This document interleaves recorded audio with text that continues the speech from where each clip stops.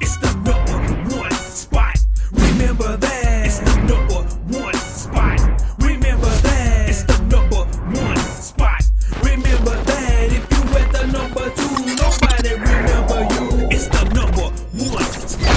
What's poppin', crackin', shaking, baby? It's your boy Q.U.E from the award-winning #1 spot, man. Hey, it's definitely an honor and a pleasure, man, to introduce my next guest, man. I call her the Renaissance woman, man, because she's the hardest working woman in show business right now. You know what I'm talking about? We got the classified lady, aka Miss Houston, aka Cliche, in the building right now. With What's an happening? intro like that, bro, you open me up, you about to get me crying. No, it's been a minute since I've been on the stage, but hold up. Already. Oh my God. Man. You taking me so many places right now. I'm gonna let you do your show. You do what you do. I'm not gonna switch these roles because I'm gonna be asking you questions. I have so much to say because we haven't talked For sure. since you shot the video. But go ahead. For sure. Go ahead. Well, I appreciate you taking out your time, man, to sit down with us. I know you got a lot going on today, so we're gonna make it work. Well, just present to some and introduce to others who you are and where you're from real quick. Present my what? I just say present to some and then introduce to others who you are and where you're from. Real, just give them a small background check on you real present quick. the song, and I was like, I ain't bring no song. Okay, but pull me up though. I love MissHouston.net. Okay, yes, everyone. It's your girl Cliche, aka Miss Houston, and entitled to call myself that because I have the credentials that back that up, and I'm not boastfully speaking because trust me, I fact checked myself when I said I'm gonna run with this whole Miss Houston thing. Already. So yeah, I got the credentials. I'm the female legend of Houston, Texas, the first independent artist that ever released her own albums. I released my first album in 1998. I ain't gonna give y'all the full bio, but I am from Houston. It's a lot of newcomers out here though that don't know who I am. So I always like to introduce myself like someone does not know me. Absolutely. And every time I do that, somebody be like, "We know who you is, Cliche." But there's somebody out there that don't know who I am, and I respectfully understand that because I'm not here to expect that everybody know who I am, but I want you to get to know who I am. Yeah. So I am the female rap legend in Houston, Texas. Come on now. And for a long time, I know a lot of information may have been covered up, and a lot of people don't know that. I always have to speak that. But I dropped my first album in 1998. I've been in the industry since 1993. I've been doing music all of my life. Yeah. So we take it back. I remember doing talent shows with Beyonce and them and Just Joking. Come on. We were kids. Well, not kids. Ministers say kids are goats, which we are the goats already. too. When I was a child, let me say that. I didn't even know that one though. Definitely. Yeah. So I'm gonna let you ask the question before I run the whole bio. No, it's good. It's good. It's so long. Hopefully. It's so long. Y'all gotta understand. I've been in the game. I've been in the game for like 30 years. And I know that y'all were like, dang, how old is Clee? Yeah. And I didn't mention that in the intro, but she is a legend in the game.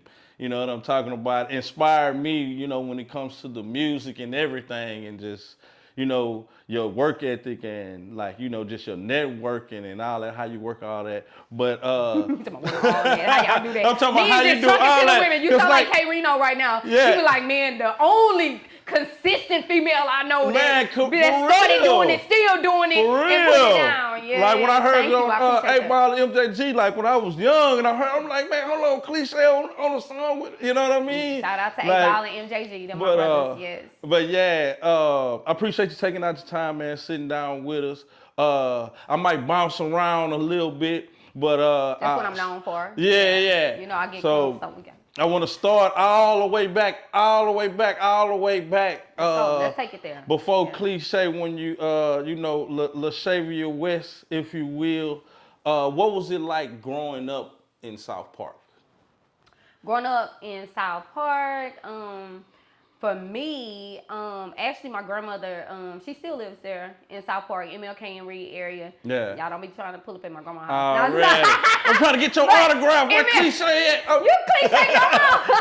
But no, seriously, like, My grandma beats now. Shit. I got it from her, you know, so be careful. No, but with the Roscoe.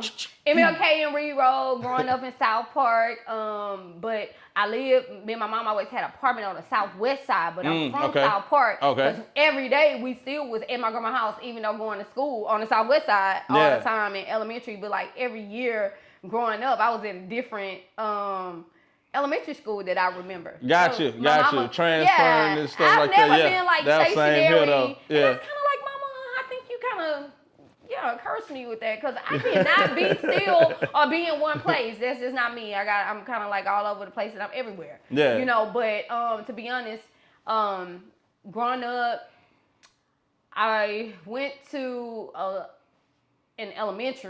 lot of different elementary schools. In middle school, I stayed at the one school I was at. Y'all will be shocked at the middle school that I went to. And I could Addicts. Trunk my shoe with my mama. No, I'm just playing. But no, I went to Paul Revere. So Paul Revere, come on now. Yeah, I remember Paul Revere. I don't even know what side of town. Is that considered A-Leave? I don't even know. Yeah. But I was on Paul Revere over there close to Broad Forest and West Thomas area. I went to middle school all 3 years there.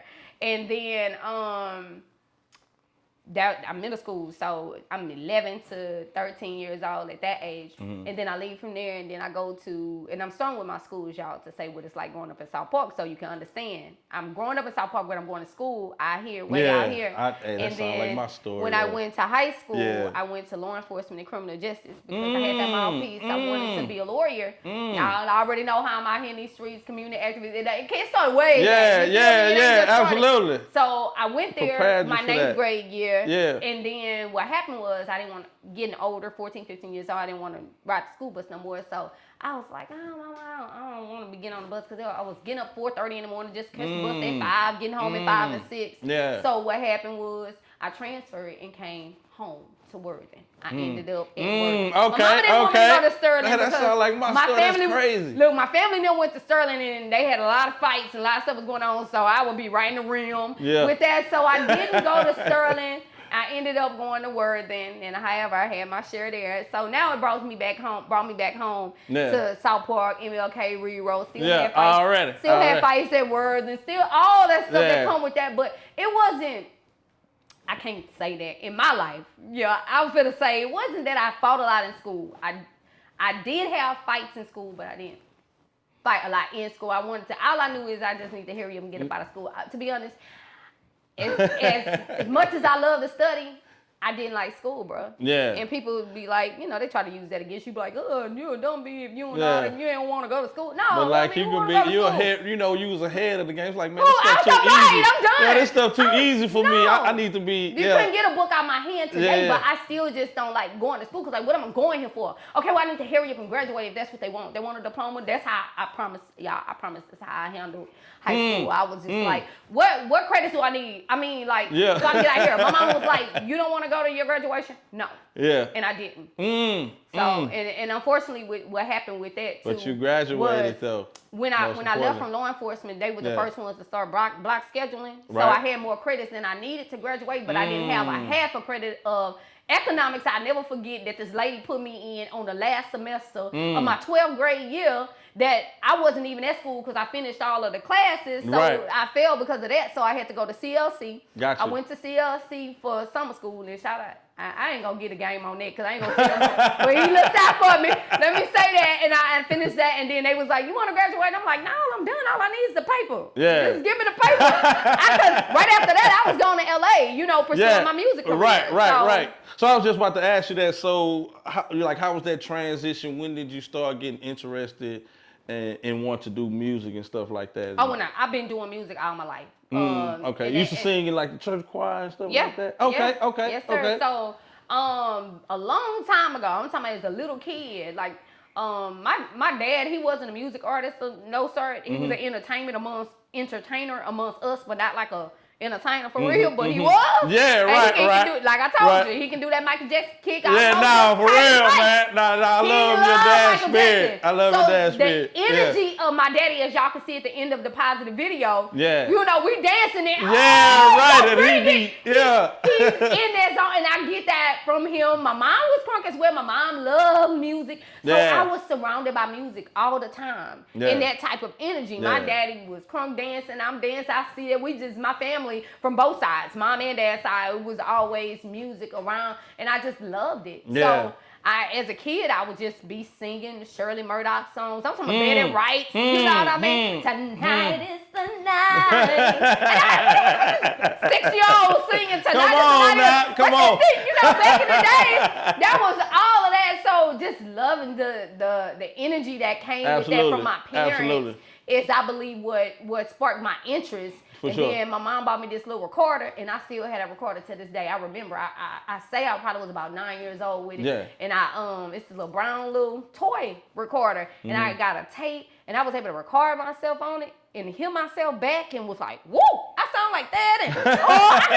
So I would go in the closet. Yeah, before come on. Private Studios Come on was now. born. Come on. So you can put this on tape. Pioneered that. That cliche invented the closet. Straight up. I Nah, would go in straight the up. closet where we Yeah. quiet and just record. I would even make up songs. I would sing the songs I knew, and I just make up stuff. It probably didn't even make sense back then, but I would just be singing just to hear myself and play Yeah. the tape back. Yeah. So how did it transition into rap? Okay, actually? so now how I transitioned in rap. Y'all, this is in my book to come too. I'm telling the Already? story. Yes, I got a book coming. I haven't Exclusive titled right it here yet. before the book. So, right? And I ain't told nobody. I really ain't been pushing it out there. But I do have an @cliche book, CLCHE book. Already. Instagram. Y'all make sure y'all follow it so when I do get ready to drop it. But, the transition to rap that came from me singing, but the energy that I loved to do, like with my dad, like the Michael Jackson kicks and the energy jumping around and being it. That's me. Y'all know cliche, stay crunk, right? Yeah. So what happened was singing just wasn't crunk enough for me. That's what it was. Yeah. I love singing, and to be honest, I would listen to an R&B album before I listened to a rap album. Now, what had happened was I was like, I like to sing, but I need something to get me crunk. Yeah. And then during that time, that's when the females was rapping, I was listening to my girl Queen Latifah, MC Light. Oh man, that's it. I'm like, ooh, I'm young. I'm so young. I'm probably around 10 or so. And I'm like, man, yeah, that's it. Then later on, by the time I turned 12, 13 in middle school, Yeah. the brat was hitting. I can't leave on my girl, the boss. I always Come listen to on, her. come The on. boss, I don't really Deeper, want to deeper. feel. Because even before the brat, it was the boss for me. Yeah. You know, cliche. So big shout out to the boss. You know what I'm saying? Them underground legends that Absolutely. nobody can speak of today. Yeah, come you know? on, come like on. myself. So That I paved feel the way, it, but I got to yeah. pay homage. That's who I listened to in that song. And she had this one song that was just... Man, I Yeah, used to write that them was songs hard. down, Yeah. and I used to recite them over and over again until I memorized them. Then back in the that's days, crazy. you used to have to listen to the radio Right. to hear some songs, so I would Record record it like on the a Brad cassette, song, yeah. and then I would write out their lyrics, and I would rap along with that so I could learn it. And then I'm like, man, that's what's up. Like, rapping just sparked me because I was able to rap and create what was in me and give that type of crunk energy. Yeah. And say stuff that was boss, like, Yeah, with a what? What? 'Cause I'm the bad bitch. Bad bitch. I'm just playing. So it just make you, I can't do that in singing. Yeah. So I thought. So my creativeness came with, because I still love to sing and I got a voice and everybody always want me to sing, I gotta make my singing crunk. You know, so what I did was when I started writing hooks and I started singing my own hooks and doing stuff, I went on the first album. Now some of my hooks are mellow, everything was just kind of R&B is riding because I haven't figured it all the way out yet. Yeah. But like today, you know, you can listen to them songs and you can hear cliche singing Yeah, in there. I'm talking you know about what I mean? killing it, yeah. Oh, what's win? What's the? I wanna win, yeah. So you'll get some of that crunkness cliche, that singing. I couldn't even think of my own hooks. It's been a minute, y'all. Gotta let me think, 'cause I got so many. I have so many, but I swear to God. Can't nobody. I We know can that's take it back to Can't Nobody. And to be honest, I'm not even singing on Can't Nobody. Oh, The hook, really? I'm not. That's a whole group. Come on. Okay. If I I'm not thought you was mistaken, singing on that that was, mug. Yeah.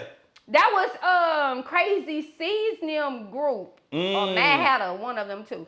It was their group they was working with back in 98. Gotcha. And it was a group of 4 or 5 guys that sung. Yeah. So what you hear me singing today with Can't Nobody, when you see me like, Can't Nobody Show More Love, that's me. That's me singing right now, but you don't hear me on the hook. Right, Think gotcha. about it.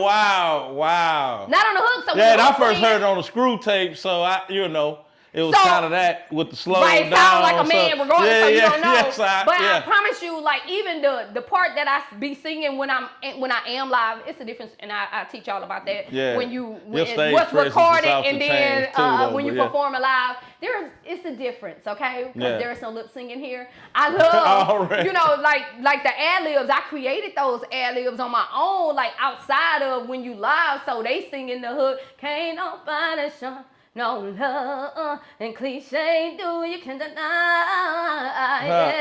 Hold on. You put cliche in there like it ain't. Can't nobody show more love. Yeah. In the South Side than cliche do. Hey, so, come on. like, I'm adding that in like as years pass. Right. You know what I'm saying? So it's not on the record. Right. That's and only keeping when it current too, and keeping it relative. You know what I'm saying? Refreshed. It has to be. Yeah. People don't understand that. They just people think that once they record a record, that when you go and do it live, I gotta sing it like it is on a record. Like or that. I'm lip-syncing. Yeah, right. To me, however, because I prefer, and I started out I love doing it with just the beat because I'm able to be free to sing it and bring the energy that I want, which is a different energy that's the best way to actually do it too, on tape. For me. Or I'm saying tape, from back in the game, or on CD or disc or digital platform, in the new world. So, it's a difference of energy. Yeah, absolutely. To say. So I personally love it when the track is not there. So if my vocals are on there, it's reasons why I leave the vocals on there sometimes. Yeah. Because maybe for the ad libs or something. Yeah. Ad libs or the sound systems when you go in some places you don't really know what you're going to get out. What makes it sound better. But if I leave the vocals in there, I try to perform what's not on the record. Yeah. You know what I mean? Yeah. Like an energy, a different vibe to change it so it's not necessarily verbatim what you heard before on the CD or the tape or whatever, but giving them a whole new experience. That's what you want to give them, a new experience. That's what you want to do. Yeah. So y'all, these are key gems. Y'all better grab them for all these new performers out here because we be getting bored. I'm just saying. All right. Out of curiosity though, do you remember your first performance?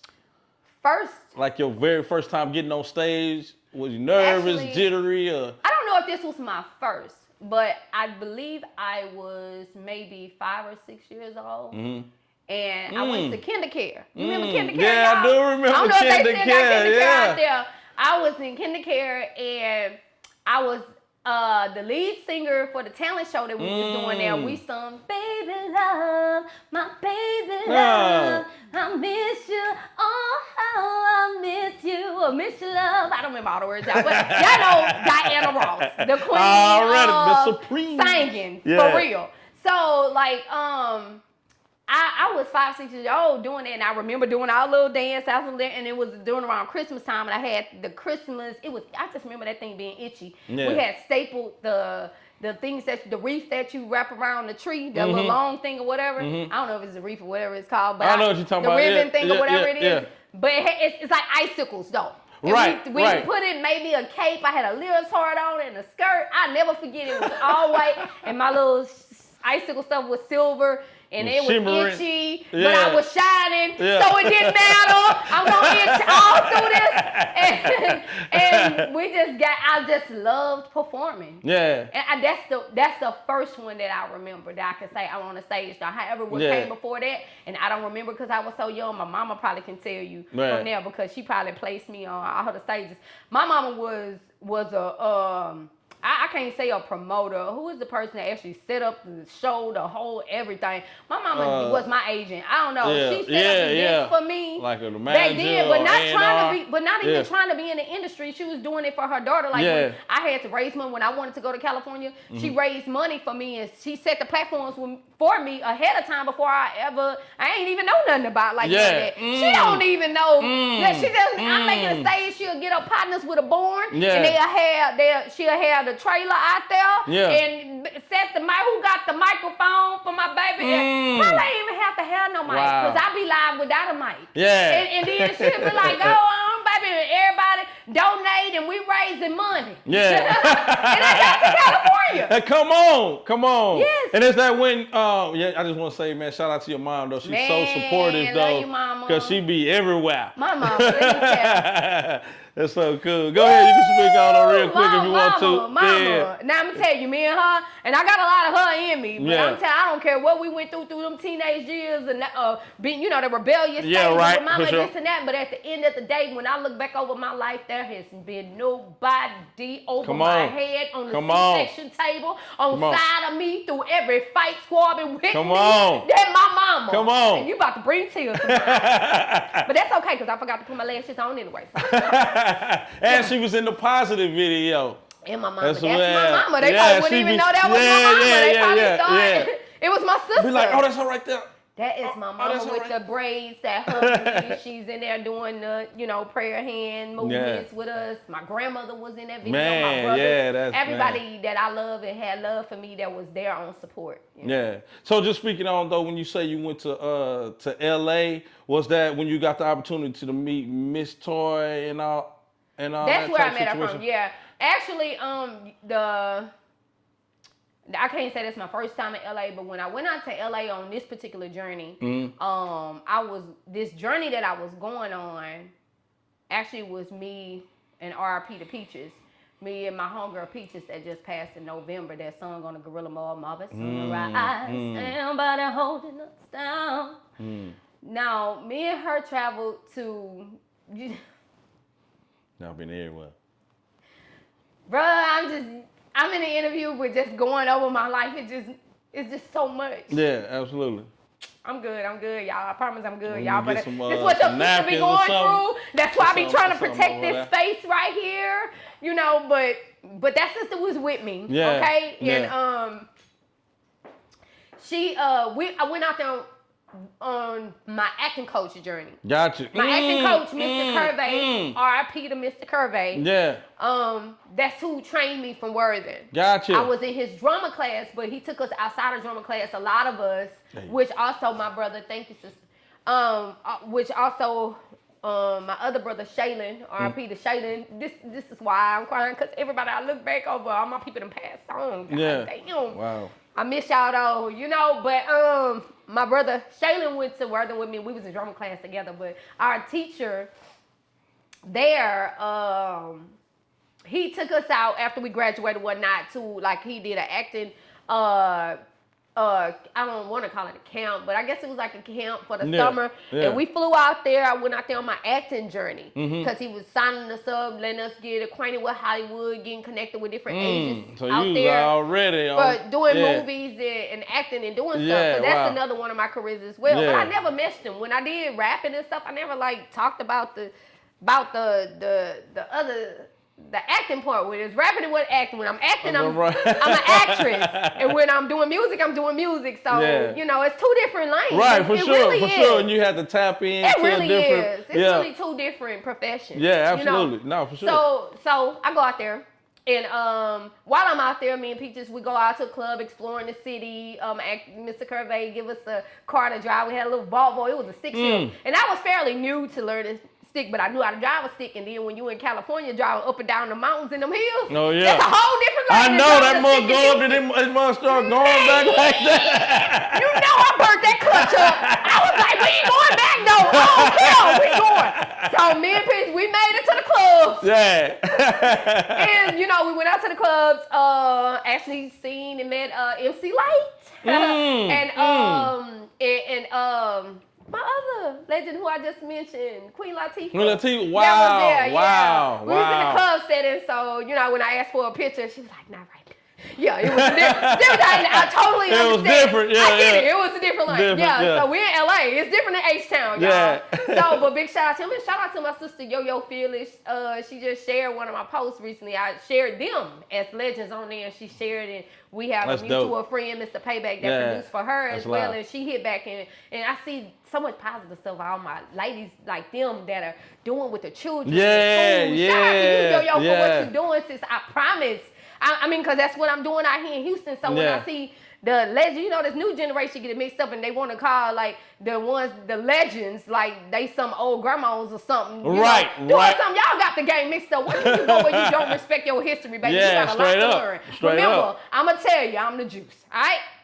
I can feed you, baby. Huh. So, anyway. I know that's right. So yeah, back on that. So that's how, you know, that's what LA was for me. That brings me to just considering like the women empowerment and stuff like that. You actually started a foundation called the She Movement back then. Yeah. Oh, you went and did your homework. See, like I told down in Houston, I love people that actually go and do their homework for the artists that they bring in. Whether you think you know me or not, but really you digging in spaces that I never had a chance to ever talk about on platforms. So thank you. Man, it's awesome. So the She Movement has started back, I want to say probably, it was the early 2000s. Shout out to my girl Bossy Inc, Dominique Quell, Royal Lady. I met so many other females in Mississippi, Ohio, online. A lot of them I haven't met personally, but they was a part of the movement. And it was just women coming together to make a power move just on a positive note. You know, and actually, I'm going to tell you who actually, I want to give my sister this credit if that was you. It was either me or her, but I really think it was my sis, China Doll. You know, the girls that rode around with the pink cars. She was the one that had the Buick. My sister China. China Doll had, I think she was like, we need to call it the She Movement or something. Me and her had that conversation when we came up with the name. It was like She Movement. It's all women, right? Right. And that's how we came up with it. And I was trying to put us as women together throughout the nation, or throughout the world, because I have fans and people that I know that I work with across the globe, not just in the nation, you know, United States. Yeah, absolutely. So that's big. Yeah, and for sure. Little bitty me. I was gonna say, even at that age though, just thinking on that level with it, like that I was that young. I'm checking myself out now when I'm talking to you, like little bitty me at that time. I thought so big, and I still do. But I thought so big, and I just felt like it was nothing to make it happen. And I was grabbing everybody together, but you know, different. China Doll, her son had passed during that time. Wow. Oh, y'all, I'm sorry. I'm sorry, people. I should have put on my thing. Nah, you good. I'm glad you paid attention to that though. I'm sorry, my brother called in. Yeah, I'm sorry, y'all. But China Doll at the time had lost her son. He was 2 years old. He had died from cancer. And experiencing that was the first time I ever experienced a child, you know, going through that trauma. And I was there as a good friend with her. That's what I'm saying. So our life had so many journeys, twists and turns. So then some things that we start putting together, we never like really finishing to do. But, you know, She Movement is worldwide and our current is strong like a river. Women coming together in every state for the power. Atlanta, Inglewood is searching for a connect out an hour. Memphis, Tennessee, Lafayette, and Lake Charles is down. Waco to Dallas, all the way back to G-Town. She Movement, I was screaming loud. Houston, Texas is the base and it's my hometown. I was moving too fast, had to slow it down for the industry to catch up with my sound. So if you ain't signed to my page, you need to link to me now. Got a catalog loaded that impressed the crowd. I'm a businesswoman first like the boss chick, and I'm a royal hustler like Lady Emery the Rich. I told you, I told you I'm a bad chick and not a stolen mama. I'ma please my fans while you keep the drama. Nobody wanna hear women flexing all the time. So you can hit me on my page and see a real woman shine. Ain't no internet rapper, I'm a vet in the game. I put my money where my mouth is before the fame. Come on. And I'ma help those in need even if I got no change. She Movement together can help the hunger pain. Set somebody from the brain. It's bigger than rap, it's bigger than the game. It's bigger than the streets calling out your name. It's all about the love that we use in vain. That cause us to say life is a struggle and pain. It lead us to doing the wrong things. Money is the object distracting our brains. Beefing on tape, turn rap into a game. And now the numbers in the murder statistics and change. So repeat to my fam that we lost in the game. Stand with a purpose and get on the train. Now you're overly Christian sinners that be judging rap and saying rap is wrong. How could you talk about my life and heard a word of my song? Come on, man. I have to remember y'all. That came back from way back then. I was like, do I remember? But it was just there. Wow. Because I meant what I said. Yeah. You feel me? Man, you That's gave me goosebumps on that one. Like, that's crazy. Yeah, now I love that too, and I love your energy though. That you know, you just come off with it just off the rip without, Look, I better slow down like I say I was moving too fast, I had to slow it down. It's like, shit, do I remember the verse? Because sometimes I be on the stage, y'all probably never get it because I be so crunk. I'm like, what the words go? You be rapping sometimes too. You Yeah. Where you start rapping and then you like, in the word did the well, it's the word. Y'all lying if y'all ain't seen, y'all ain't got the experience. The rehearse 50 million times and still get on the stage and be like, what I say right there? And I damn. And then gotta I promise you, it gets me every first time that I ever like. I can feel like I know the song in the presence of talking to you, right? And it's the first time that I ever perform a song that I may experience something like that, to be honest. So, legends fuck up too. Yeah. But you never know, though, with legends, that's the glory of it, though. Being raw and just, we human, man. And I do something else. You got to have something to make up for it. You don't never just stop in the middle of your show and be like, yeah, right. You might just start talking or something and start talking to the crowd or wave your hands in the air. And guess what they gonna do? They gonna get in. Yeah, already. They don't know you messed up. So yeah, right. Exactly. Another one. Y'all better take these gems. We giving y'all a little game because a lot of y'all need some practice. Nah, all right. For real. And I also thought it was powerful too, with the She movement, that y'all actually was able to raise money and like cover the funeral for a couple of guys. You bringing all this up, I forgot about. Yeah, it's crazy, man. I was like, wow, man, like that's pretty deep, man, and profound. Yeah. Oh my God, I love you, Q, for this. I mean, this stuff that when I have conversations with y'all bring back to my memory. Because I do things from my heart and don't even be remembering sometimes that I did this until I see the people. Yeah. So, as y'all can see, what I'm talking about, obviously my life is, and probably a lot of our lives now, but even so back then, it's been surrounded by a lot of transitions of our brothers and sisters that was on this journey with us that's not here anymore. So I'm blessed. Yeah. Blessed to still be here. Straight up. Yeah. OG, whatever you want to call her. But it's Cleve, baby. It's Miss Houston to you, though. Okay. Now, so check this out. Seriously, with She movement, oh my God, I just never forget. China was out there on the block with me. We were raising money for the family for our brother Big Tantrum. RP to Big Tantrum. I remember him. That was Big Tantrum. My brother had passed from a current in the Surfside Beach. I believe he was at Surfside. And he was fishing out with his children. And I don't know if it was his child's birthday or his birthday. But it was somebody's family event. He went out there with his children. His children witnesses, little children. And he was screaming for help, and his cousin jumped in the ocean to help him. I guess he went out there, probably about waist deep or whatnot. They were fishing. And so y'all be careful out here when y'all traveling and across the world. Everybody going to the Maldives and doing all kind of, trips and stuff. But this is serious because Black people don't really know how important it is to have education on the ocean while we just out at the beach. Yeah, but however, our brother went out there to fish, and a current took him under, and his cousin jumped in to help him, and the current took him too. So there were 2 deaths in that situation. Damn, that's deep. Yeah, shout out to his brother. He a pastor now too. I call him Black Crumbie, that last name. He's still out here doing this thing, but he always reminds me, like, I never forget what you did. And to me, it was just an action it was a response. It wasn't, I'm not trying to get cliche known and nothing like that.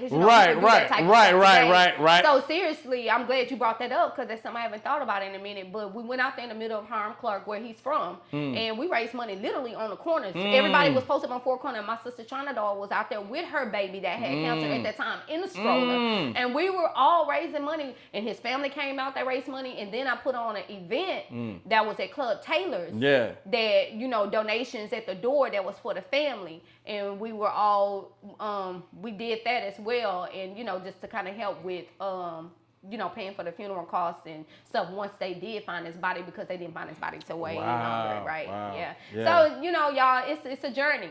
It's a journey. Sure. So this is why you got to pay respect to your history, man, because people that came before us opened up doors for you to do what you're doing right now. Seriously. And I love you for that, man. Humanitarian, you know what I'm saying? Just activist in the community.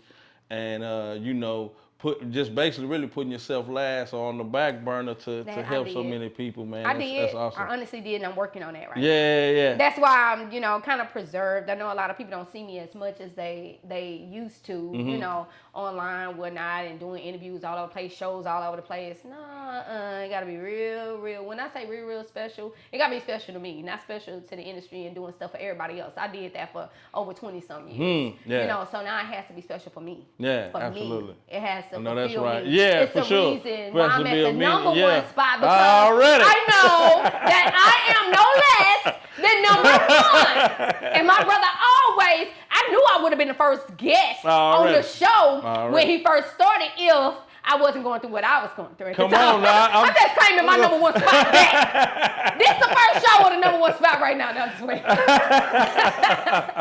Man, nah, straight up though, man. We had to reach out to you, man. Like anything else would have been uncivilized, on that. And I think we changed the game even back then, doing the whole storyline and that whole deal. But yeah, that was so dope. Yeah, that was different.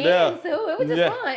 It was cool how you did that with your show. Yeah. By like, even though you were playing other Houston artists' videos, so we could be known out there. You were playing videos, but in between the videos, you had this storyline. Yeah, and already had this idea. Yeah. I love your creative mind with that. Thank you.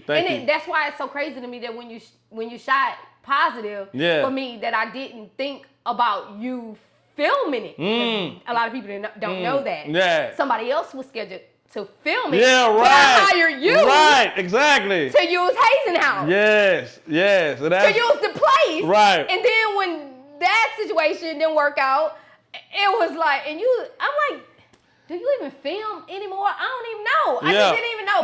Right. And you're like, yeah, I do all that. I got to do better at promoting myself. Why am I going outside of the place that I already paid to book? Yeah, come on. And then what I thought was live too, how, like I say, God don't make no mistakes, and how it came back full circle that we had that footage from you and your dad from your birthday party and stuff like that. Like, I was like, it was divine.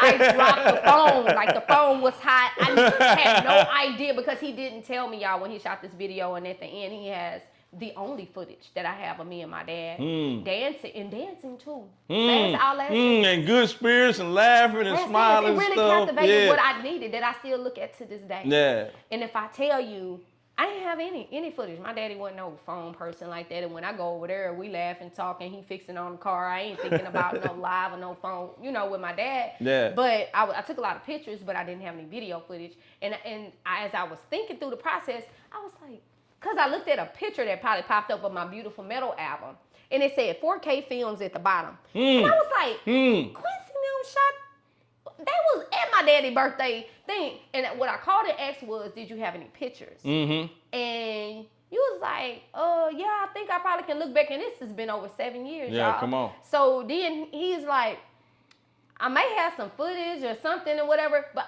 even though he said, yeah, man, I'm like, people don't keep the footage. He probably ain't. I know he's going to call back and say he ain't got it. He didn't even say none of that. He sent me a proof of my video, y'all. And then at the end, on the television screen, my daddy popped up with me and him dancing. I dropped the phone and just was bawling.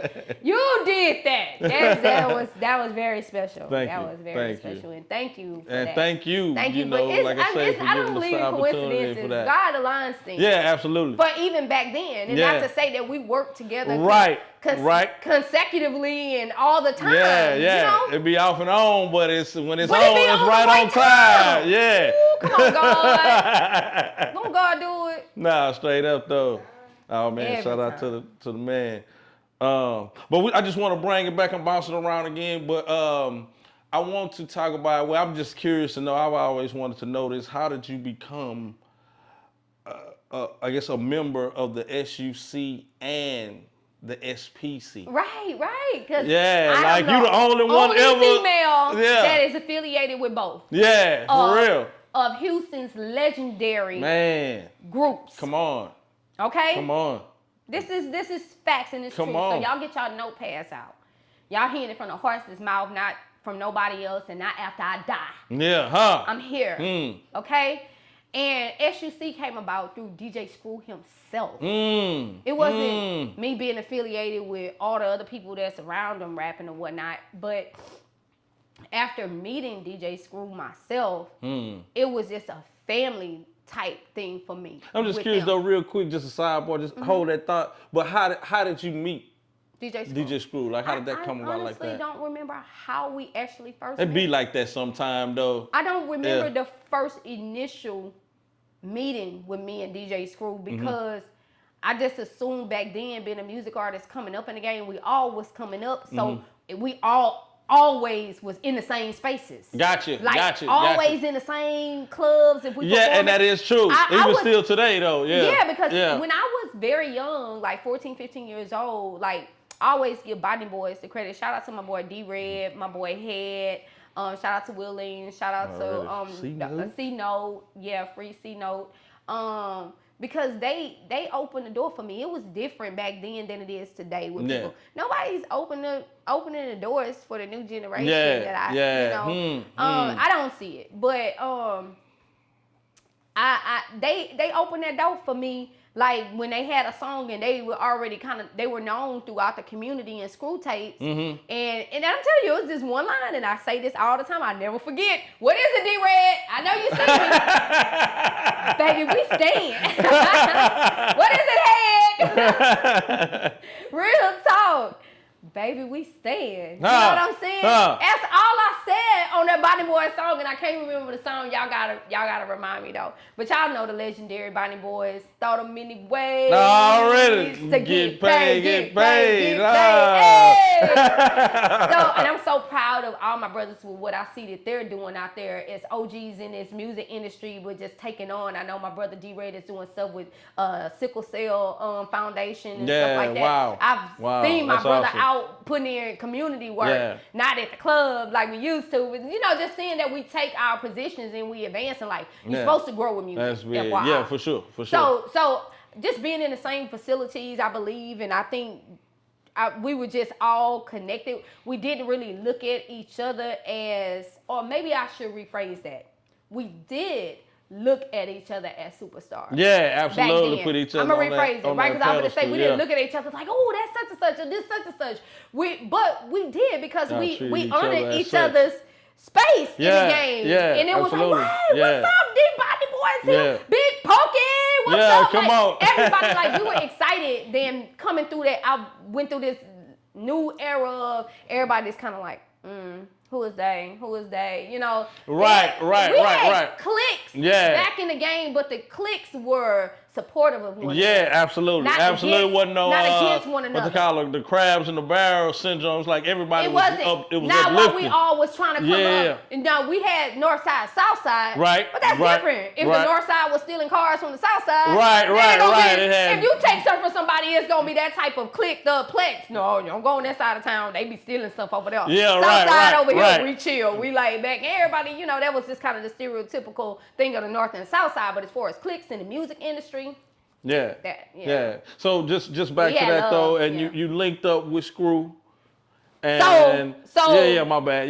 I had been knowing Screw before I ever got on the Screw tape. Okay, yeah. So at this point, we've all been, chilling and like being at different events and shows together and supporting as a clique. That's where we from. That's what we do. Right on. So we all just there. But when the first Screw tape that I got on came about. And was that the Can't Nobody Show No Love? Was it that song, or you had another song? However, those were songs that DJ Screw had put in the mix before I ever even went to a Screw house and did freestyle. Gotcha. So he took my singles from back then, and a lot of that connection was through the people that was financing and my homeboys that was my security at the time. Real street action. Yeah. It was my homeboy Snoop and PAT. It was not Fat Pat, because he had passed by this time, but PAT actually he had just passed at that time. But PAT was Pat Woods. That's my brother. Welcome home. He back now. So they were going to Schoolhouse. They were connected like that. And they were like, Cliche, we're going to Schoolhouse and we want you on our school tape. And I'm like, okay, cool. I'll just come through there. See, the thing about Cliche and DJ Screw, Screw was this slow and Cliche was this fast. Yeah. So I missed a whole bunch of school sessions, and I honestly could have been on a whole lot more school tapes. So when Snoop and Pat called me, because we working on the same team as far as my label with Afterlife Music Entertainment and my first album, Classified Lady Out. Right on. They doing the school tape. I'm gonna come through because that's my team. Yeah. So I come through, even though it was a 24-hour process. Actually, I didn't come through. Actually, DJ Screw had picked me up during this night. I never forget. Screw them picked me up, and it was the night of Gator's service. I think it was the service on the night that he passed. Yeah. It probably was the night that he had passed, because my Screw verse in there, I'm saying RIP to Gator, and I'm talking about miss my partner. I hate to see him leave us this way. You know what I mean? All that had just happened. That's what happened. Yeah. See, I speak in time. Yeah, I love that. You know, yeah. and during that's how I remember. I'm like, I said it in my song, so it was that night, so we were all together. And so this first time I'm not riding my car, I had a Nissan Maxima back in that time. And I want to say this was 1999. And we met up at Smudge House. That's See No Daddy. We were over there. I think that was See No Daddy or Gator. Yeah, because that's his family. That was his nephew, his daddy and nephew or something like that. And I just remember going back to schoolhouse one day and recording the next day, but we still in the session. The session ain't never Come stopped. on now. And we started one time. 3 in the morning. It wasn't be 4, 5, 6. I never forget. It was probably like about 7 o'clock in the morning when I recorded my verse. Come on. The following day, from that night, we came back to schoolhouse because I had went to sleep off the studio foam on the floor, and then they like, hey, we ready for your verse? That was yesterday. However, like I tell everybody, for me, like, even though as crunk as I was, I didn't smoke, I didn't drink. Yeah, you know? However, a lot of my brothers and sisters around us, they did. Yeah. But I didn't. I was the only sober one. Yeah. But and again, the sad part about it is, I was the only sober one.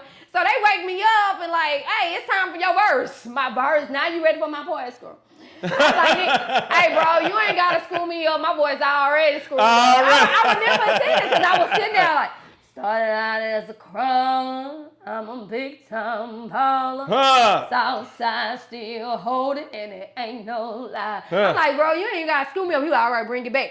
It totally amazed me how Screw did that during that time. Yeah.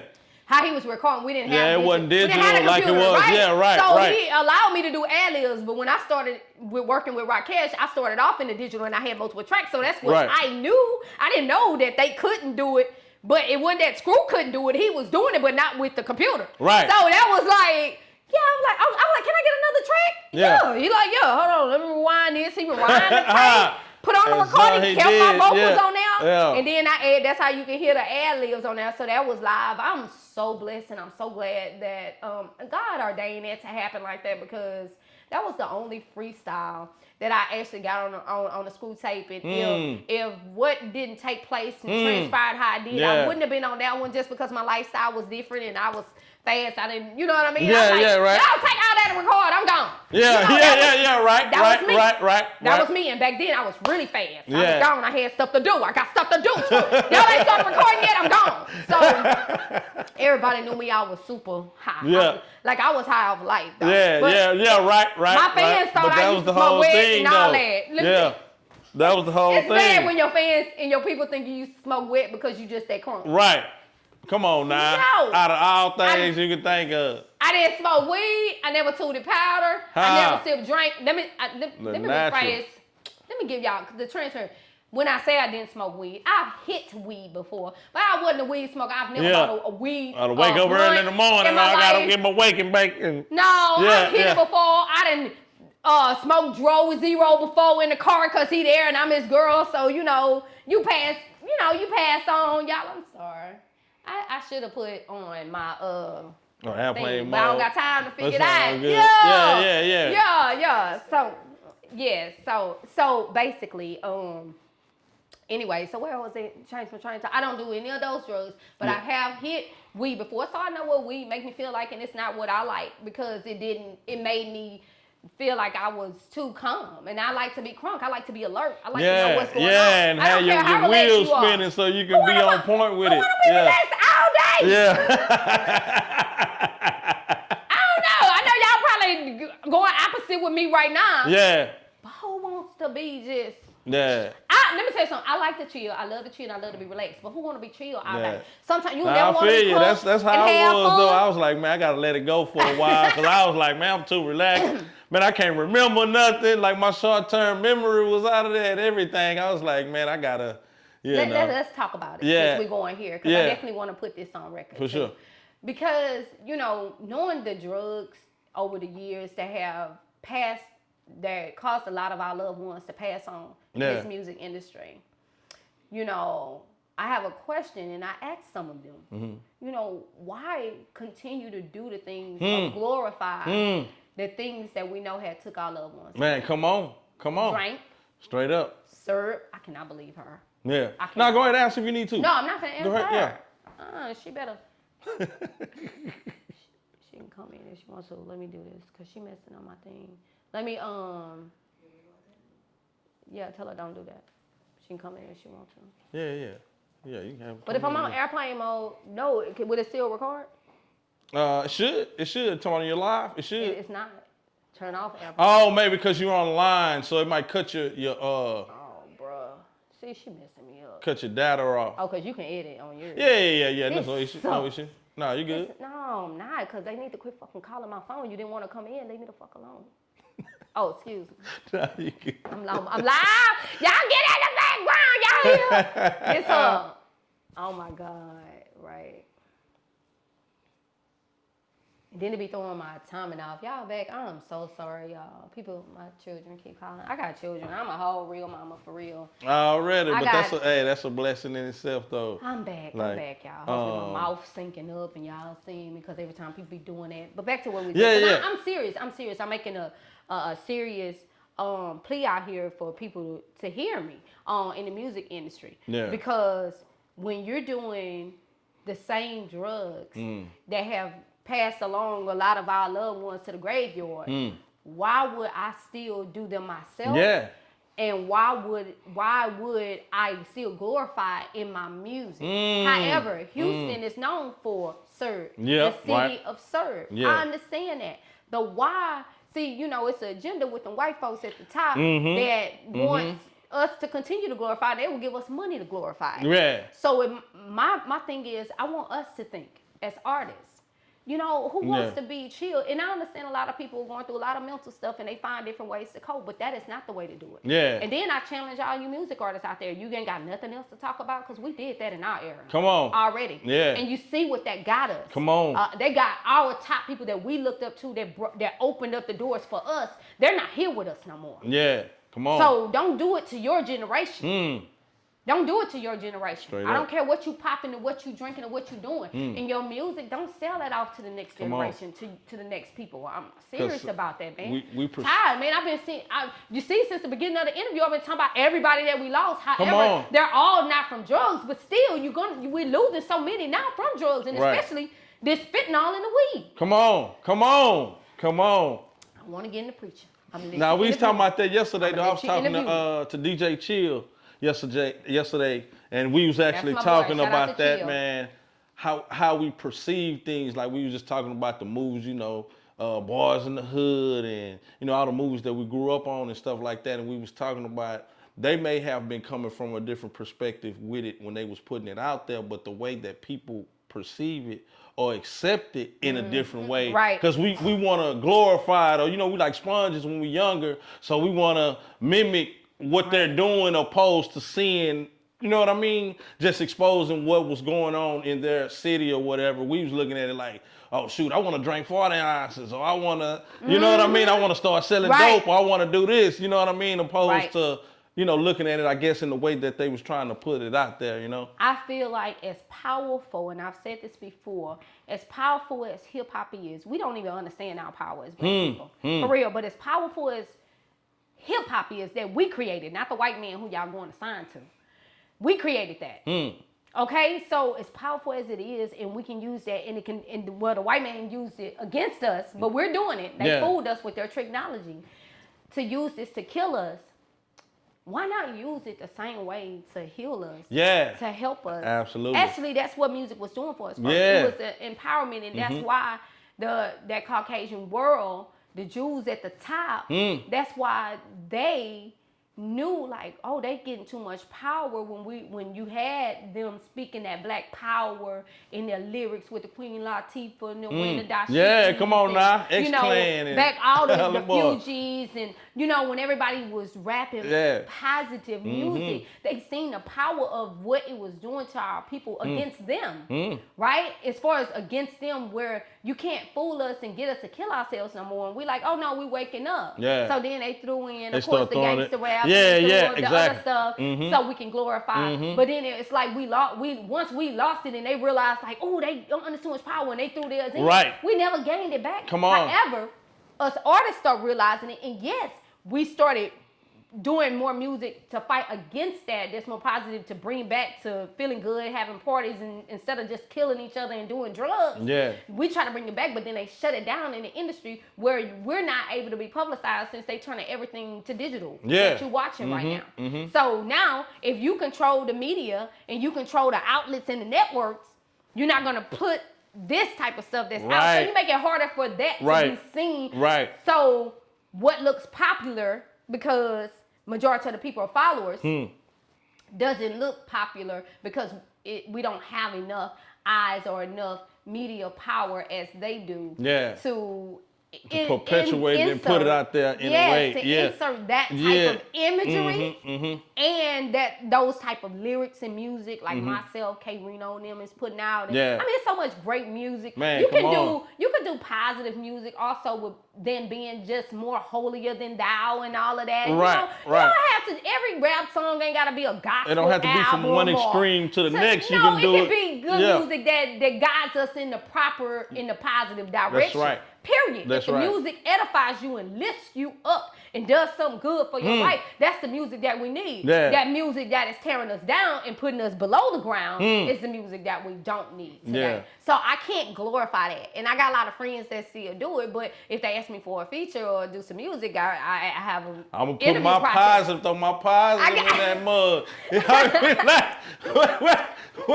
it's been a long time since I did a song with profanity in it. But like I said, I didn't actually do positive for the industry, and I didn't do it for the world. I did that one for me. I said, this one for me though. And I remember you was making that transition like during the Hustle Hard series when we had that first interview, and you was talking about how it was some previous songs you made with profanity, but you took the profanity out of the songs. I did, because the world is too big, and if my music is reaching everybody, you want to be respectful to everybody. But however, music is an art of expression. So like in positive, where I am saying fuck it, you know. But that's my art of expression. That was a healing process for me. And however those will relate, and like the minister told me, Minister Abdul, he like, okay, now make us one that the believers can listen to. Make us a radio version, you know, that the believers can listen. And I was like, yes, sir. But I'm like, but I'm doing it for me. He said, no, you think it's for you. Yeah, come on. You know, come on. So there's a lot of people involved however, I do understand. Like, I made that one for me out of all the other songs I've done. And I've done thousands of songs, y'all, that's out there in the world. And I'm like, this for me. However, I do know that it will, and it has helped so many, and it's on some people's daily playlists. They tell me regularly and how it's helping. It helps them, Hell, it helps me. You know what I mean? So, you know. And big shout out to my girl, Asia. That was in that video. Oh, because wow, my sister, Asia, she's from Lamar, Texas. Too, she lost 2 of her children prior to, right before Christmas. When what month did we shoot that video? It was a few months after it happened. I think it was like around November or December. No, my video. That video we shot, it was summertime. It was like I want to say it was like 3 months after he passed, so it may have been June or something.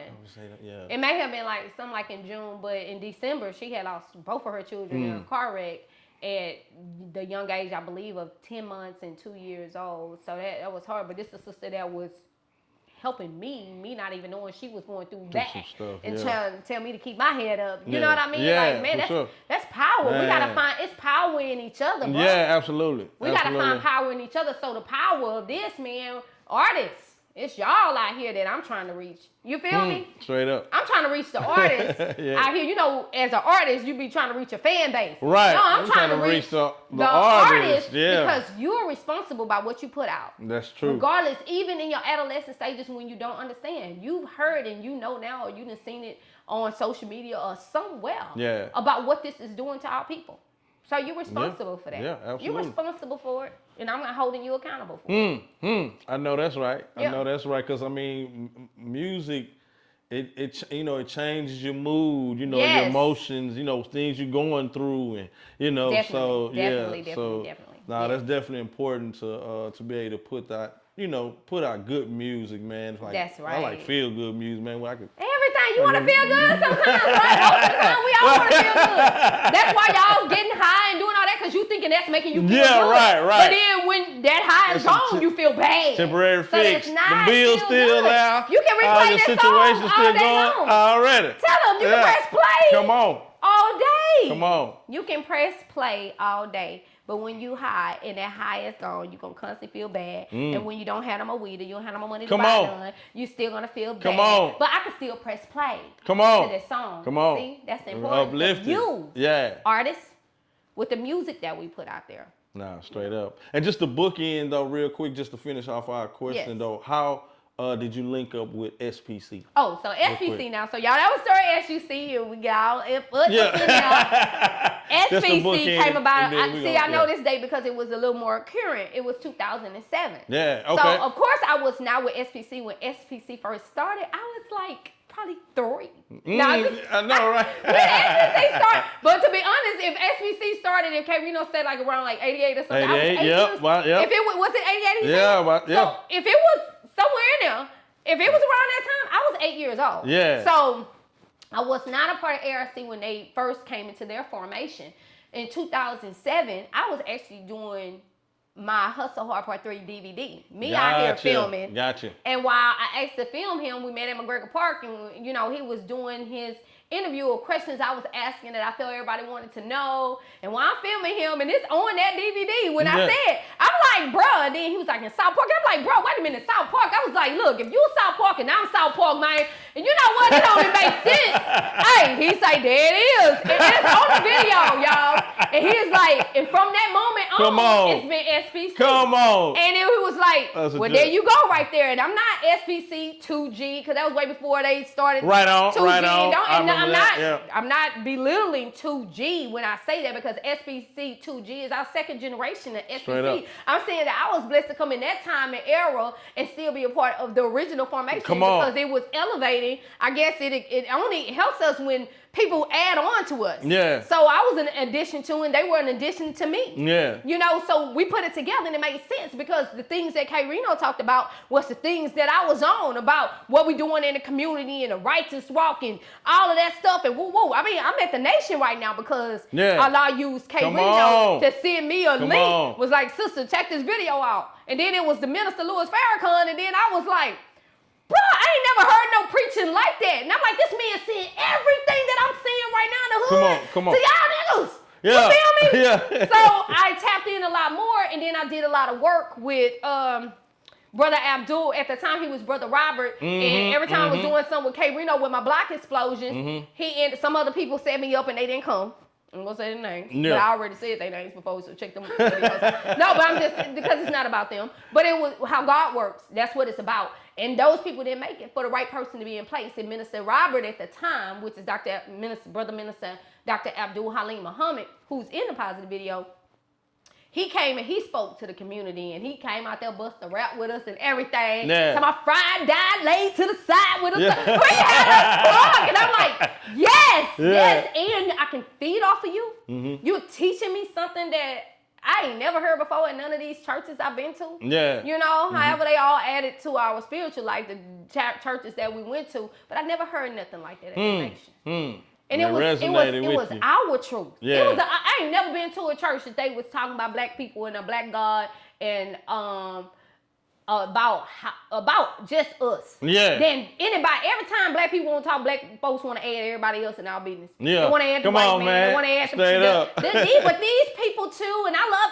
everybody. No, God ain't say love everybody, because everybody don't love us. Come on. And believe that. So in order to just to hear something that was just for me, is this for us, and this is my people, to identify myself as a black woman, as a black human being, and then to find out how original I started learning about myself for real now. Out of all the years that I've been going to church, but I ain't never been taught nothing about myself. Come on. Shout out to the Nation of Islam, Mosque 45, Brother Minister Abdul Halim Muhammad. That's my brother right there. And shout out to the Minister Louis Farrakhan that I just left 2 weeks ago in Detroit, man. Just a blessing just to be under that type of guidance and teachings. That's awesome. And to find out about ourselves. And I think this is something that we all should tap into. Yeah, absolutely. To learn about ourselves. Yeah, for sure. That's the most important thing, though, I feel. Yeah, that's another interview. Yeah, that's another can of worms right there. Yes. But I'm gonna wrap up. I mean, we can sit here for about 2 days on the interview. 6, and I know you got stuff to do, so I do want to talk about your kids. Yes, my children, because the minister said kids are goats. Well, sorry about that. I sure don't want to call them that. Remember, I walked in and said that. Remember, I corrected myself. Yeah. And that's just the greatest of all time. And that's because the Caucasian always wanted to look at black people as animals. Right. Like we were beasts. So we don't give them that privilege to call us goats. Absolutely. Let their kids be goats. We're children. Yeah, so I want to talk about your children then. Yes. Samaj and Zeta. I love the fact that you pretty much involve them in everything that you have going on. Getting them interested in, like I saw some videos on your Instagram. You got Zeta interested in gardening and stuff like that. They both been doing it. Zeta and Samaj, yeah. And Samaj, where I saw he was just one on the drill team or something like that. Yeah, I thought that was pretty dope. Islam drill team. Yeah. So I just want to know, just how do you feel like that, how important is it to involve your kids and what you have going on and stuff like that? I definitely think that it is extremely important, y'all, to involve your children in the positive things you're doing, because some of these parents ain't doing the positive. Used to school them, right? Used to home teach them. Yeah, they right? still I thought so. When Samaj was like in pre-K and kindergarten, I tried to put him in the public school system, and I didn't really want to, and then I did, and then I realized why I didn't want to, for real. It was a lot of prejudice, and then they were teaching the curriculums in the school keeps us behind in America, and just knowing what I know now, I just can't throw my kids to the wolves. There's so much stuff that's happening out there, so I've always homeschooled my children. Yeah, I love that. And they're growing up now, and I was kind of in between. Should I send them over here to this school, or should I send them? Oh my God, I wish I had the money to send them over here, or should I just home? Because I'm trying to give me some leeway now, because they've been up under me all of their life. Yeah. With me being a teacher. Right. Right. However, the woman is the first teacher to everyone. Come on now. And the woman is the mother of civilization. Period. To every man, every woman that exists. Already. So I'm still teaching my children. And I was about to put him in there because I feel like he's getting older and teenager. Maybe y'all need to feel like and be, let somebody else teach you so I can be a little free. Yeah. Oh my God, I went to the tour and everything of the school, and then now my decision is no. Because I just couldn't.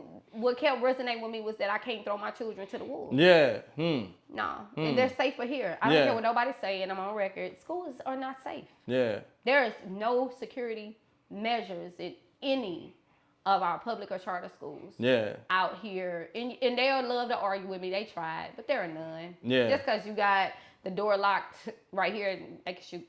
Door in the house, so you might want to check your history. Come on. So a lot of it's not safe, and then the children are carrying guns. Recently, I know at Hightower, they had a secret search or something. The kids didn't know that they were having guns, so they found like these X amount of guns at that school in one of our supposed to be uppity communities, black communities, and off of Fresno, out there in Fresno, Siena, and all that. But it's not safe. Yeah. They're not checking these kids. They found multiple guns, and a lot of kids turned around because they had guns in their backpack. Yeah. And then, as my sister Sherika was saying, she made a statement, which is valid. She said, but a lot of these kids are not bringing guns to school just to shoot nobody. They bring them for safety Yeah. for themselves. That was very valid. Shout out to Sherrick on that because she gave me a different perspective to look at that. Yeah. Because these kids are scared. Yeah. They're going to school scared. Come on. And I feel Come like on. if I'm scared to send my child to school because I don't know what's going to happen and I'm fussing with the school system, why send my child there? Yeah, I don't absolutely. understand that. I don't Absolutely. understand that for the life of me. Yeah. And that's why I never could send my children to a public school. And then I love it too because it shows them independence too. They have to be independent. It You know ain't what I easy, mean? y'all. I'm going to tell y'all Yeah. that right now. It ain't easy. Yeah. Oh, I'm sure. It's not. I put a lot of work in with my children. Yeah, and getting them involved in everything. I think Zayda out there dancing. I think she on the dance And I floor or something guarantee like you, that the too. best teacher in Just life is life. everything. Yeah, They absolutely. have to live life. That's the Yeah. best teacher, to be honest. They Yeah. can learn their basics, math, science, and reading and writing. Yeah. But life is the best teacher of how Yeah, they're for going to go sure. through this. When they For see sure. their mother being an entrepreneur, making this money, you don't want to go look for no job. You want to create one. That's right. For That's other right. people. Exactly. You want to teach them how to be entrepreneurs and make their Exactly. own. You want to teach them how to grow their own food. Yeah. You want to teach them the things that I was being subliminally taught. Let me say that. Because in my generation, back then when my parents and grandparents were around and they had farmland and was farming and stuff, that was a way of life, just natural for them. So we was out there playing in it and Right. naturally eating from the gardens and doing stuff, but Yeah. not really learning like we need to really learn, or they felt like they really need to teach us because it was just a natural way of life. Right, But I right. You was wish learning in the I had process. even more, so I'm still learning now. Yeah. So on April 20th, ARC, the organization gonna mention them, that I'm lead committee on. Okay. I've set up with ARC the And what's that garden stand club. for real quick? I'm sorry. Artists Respecting Communities. Okay, yeah, gotcha. And that name actually came up by our sister Faya. I like to give credit where it's due. Alright. Because it's artists all over our city that came together on every level. And it's where we're supposed to utilize the hip hop, the whole imagery, the music, everything to build up our community. Yeah, absolutely. And I was just speaking to the brother minister the other day, and I was like, what year did we actually start? And he brought to my remembrance that it was 2014 when I came in, but that's Yeah. not the start of ARC. Okay. He started back in ARC. I want to say he said 99 or 98. Back then he had South Park Mexican DJ Screw, Yeah. and they started with that circle of people first. Yeah. And he told him about what the minister, Louis Farrakhan, told him to come back and do it and get to the hip-hop artists that's making all this money to go buy up the communities and buy your homes and this and that or whatever. And so, however, after that meeting, South Park Mexican ended up being locked up, Screw ended up dying. Like, people, Yeah, right. 3-2 was there, 3-2 Yeah. passed, RP to 3-2, RP to Mac Grace. Like, we lost so many people, but, I mean, like, the opportunities were there. So now to know that story, and I'm being a part of this. Yeah.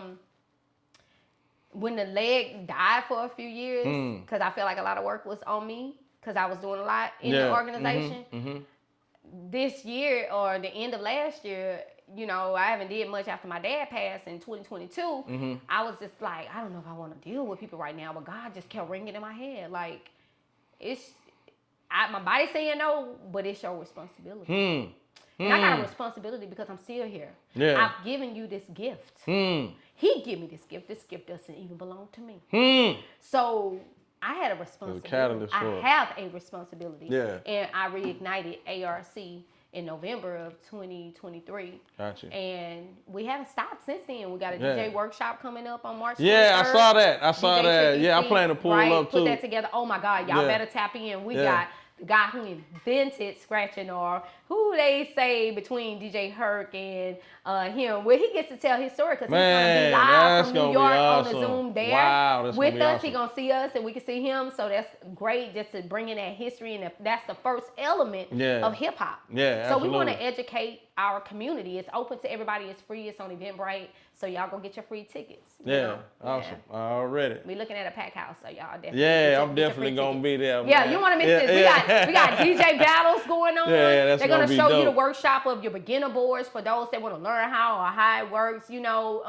gonna teach mixing, scratching, and battling, and Yeah. where that came from. Yeah. You know what I'm saying? Oh, yeah, the history on it, too. Any That's break dancers. I wanted it to be a surprise, but I couldn't get my breakdancing team there because they're going to be in Florida. But if anybody know how to break dance, I want y'all to hit me up because I love to collaborate that first element with the art of the hip-hop break dancing. Absolutely. And now, if y'all know, y'all hear me? Y'all hear me? Okay. Hit your sister. That's awesome. That's awesome, man. Just real quick, man, if y'all just not tuning in, man, we are in the building with the legendary Cliche right now. Before we get up out of here, I got a couple of questions.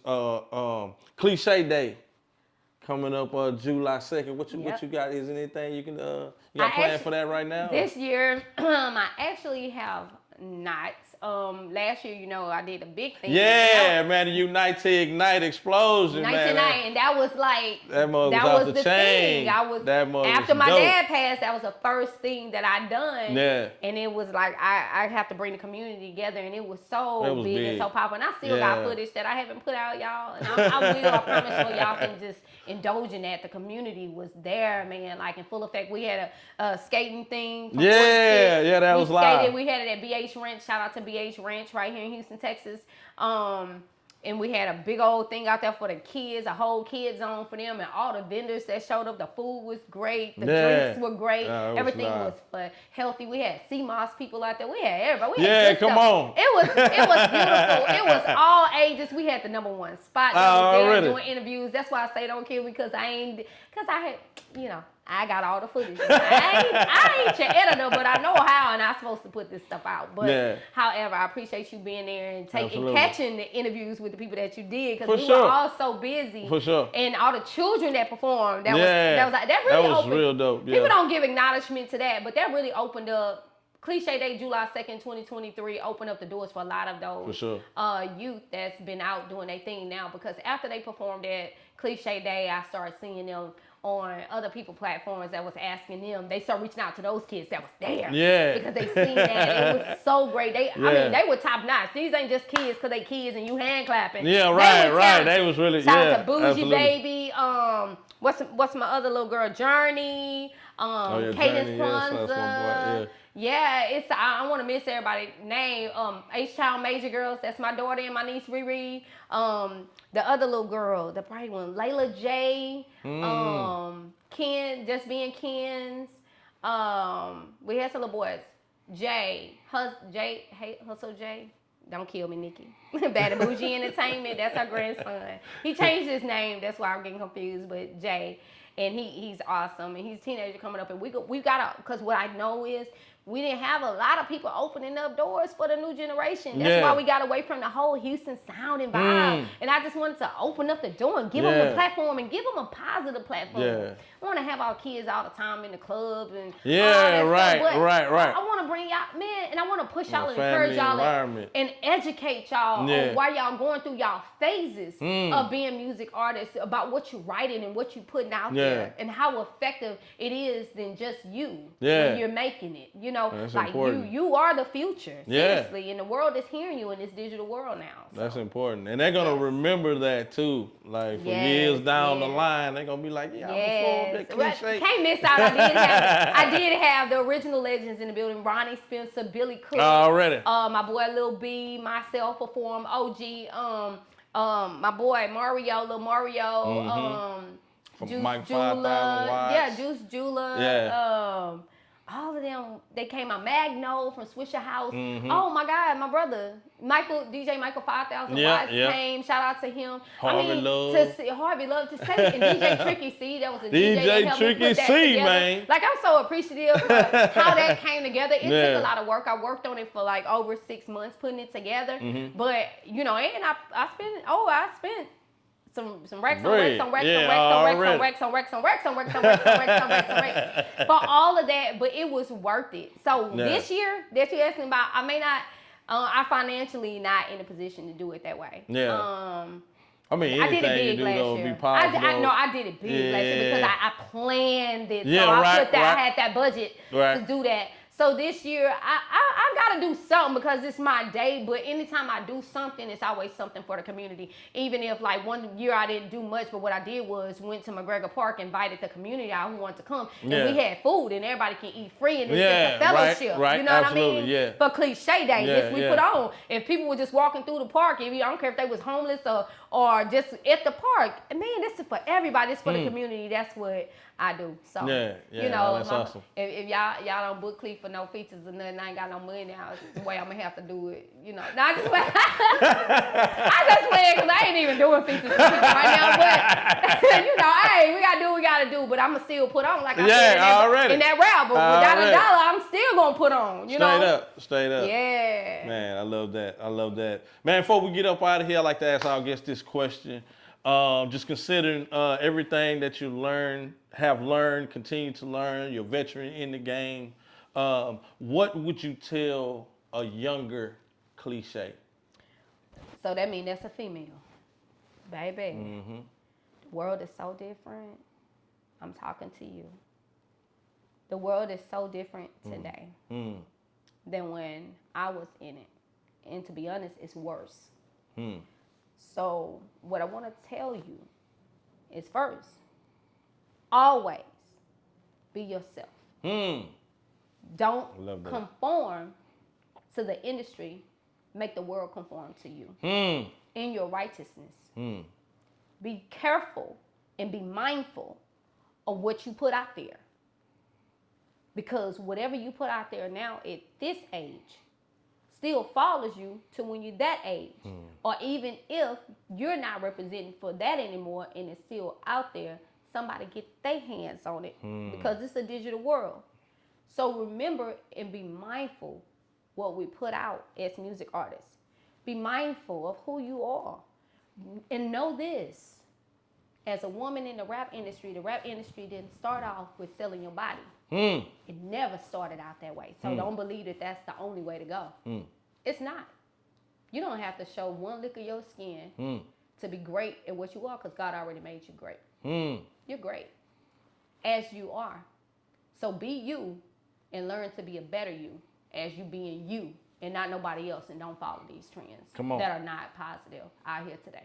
Man, that's pretty deep right there. That just made me think about that Ladies First where you was talking about, Queen Latifah and back then with Money Love and all that. But yeah, it didn't used to be like that back in the days, and they still was able to push through and make the point that they was trying to make. I just to add this, since we're talking about the ladies, I just seen yesterday, I was on social media, and MC Lyte had a video where she was doing an interview. And MC Lyte was saying about back in the days, because someone brought up the question about the sexiness when she was coming up, how did she deal with that? When she first came out, she had a jeans and a jacket on. Right on. She said, but then she was like, I had a budget to go do a photo shoot. She was like, I went and did a photo shoot, and I had this little top on trying to be sexy, because I'm thinking that's what you want in the industry. Right. And I go and be sexy. She said, but when I sent the pictures back to my agent or whoever it was, she was like, what is this? Go back and do another photo shoot just the way you are.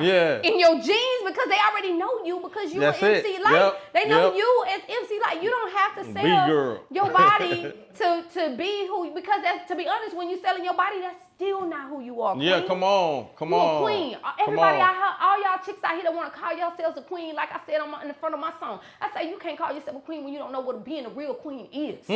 First, you need to understand what being a real queen is. Then you wear that title. You wouldn't undress yourself. Let me say that. Straight up. You wouldn't sell your body for that. I know life get hard sometimes, and sometimes we just don't know. But now that I said it and you heard this, now you know. Already. Fix it. We can always, if God bless you with another day, you got another day to get better and get it right. Yeah, absolutely. I'm better. I tried it. I even went through it. Yeah. Like MC Lyte was telling her story. My story is back in the day when I was working in a collaboration with Presidential Records. Shout out to Presidential Records. They gave me an opportunity to watch the Off the Chain album. When I tell you, it was a phase that the sexy stuff started coming in. So what that puts on us that are real lyricists and that are real music artists, it's like, okay, if that's the imagery, like, okay, whatever the fuck, put it out You know what I mean? Like, give them something that's sexy then if that's what they want. But I know these lyrics for the bust them in their mind. Yeah, already. You know, I always thought like that. So I already know my songs. The songs didn't even add up with me being sexy to me. You know? But if that's what they want, give it to them. Yeah. So I did this one.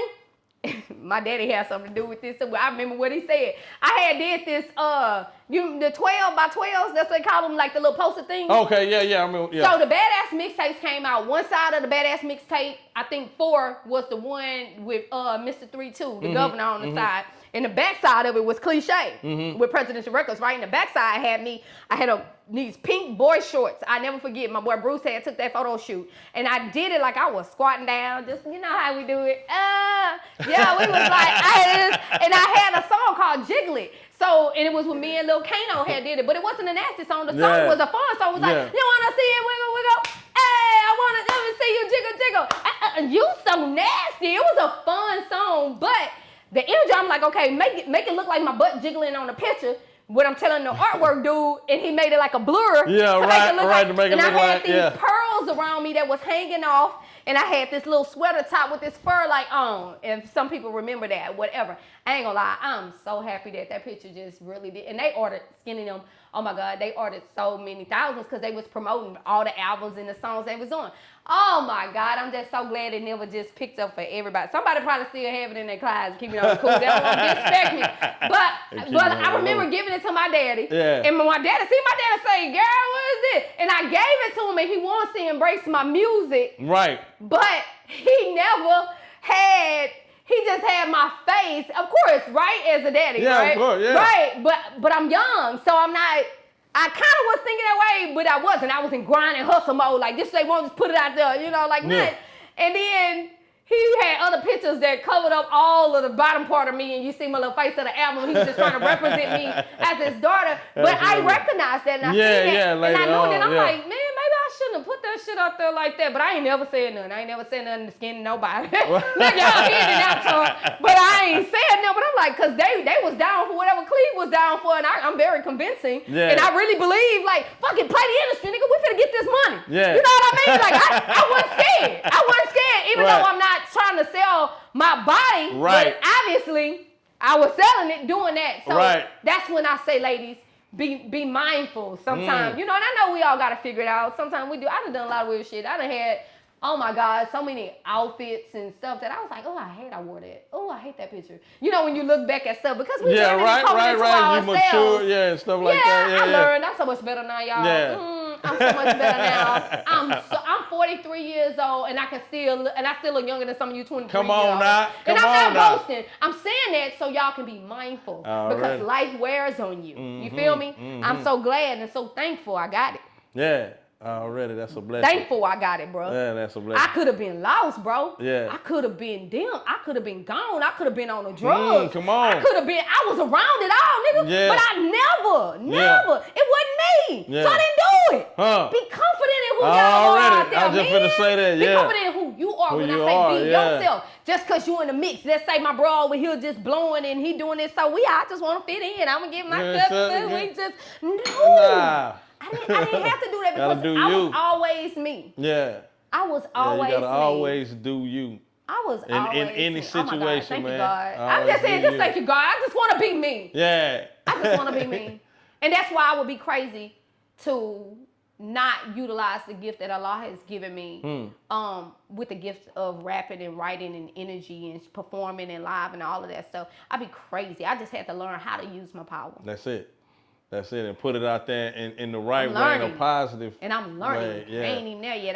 Already, every day. Hey, bro, after my daddy died, I said, I don't know shit. I'm just a blank canvas. Because as long as I don't know shit, I got room to continue to learn. Already. If you know it all, bro, you dead. Like they say, the person that know everything don't know nothing. Yeah. You dead, meaning you're a dead man walking. Like you don't know. Come on, man, I need room to receive. Man, there's so much we don't know. Because God showed me every time I thought I knew. I don't know shit. Straight. Shout out to my boy Yandy because he know what I mean when I say that. Come on. Shout out to that boy Yandy, man. Nah, straight up. Man, I love you, man. I appreciate you taking out your time, man, to sit down with the #1 spot. Is it anything that we may have missed that you want to put out there? Anything? Anything, something positive word, some shows you got anything coming up or whatever you want to put out there before we get up out? Well, ARC is back activated. So definitely add your email to the email list so you receive weekly emails of what we got coming up every month, every fourth Saturday at 4443 OST. And there's a community event 3 to 5. You could just pop in.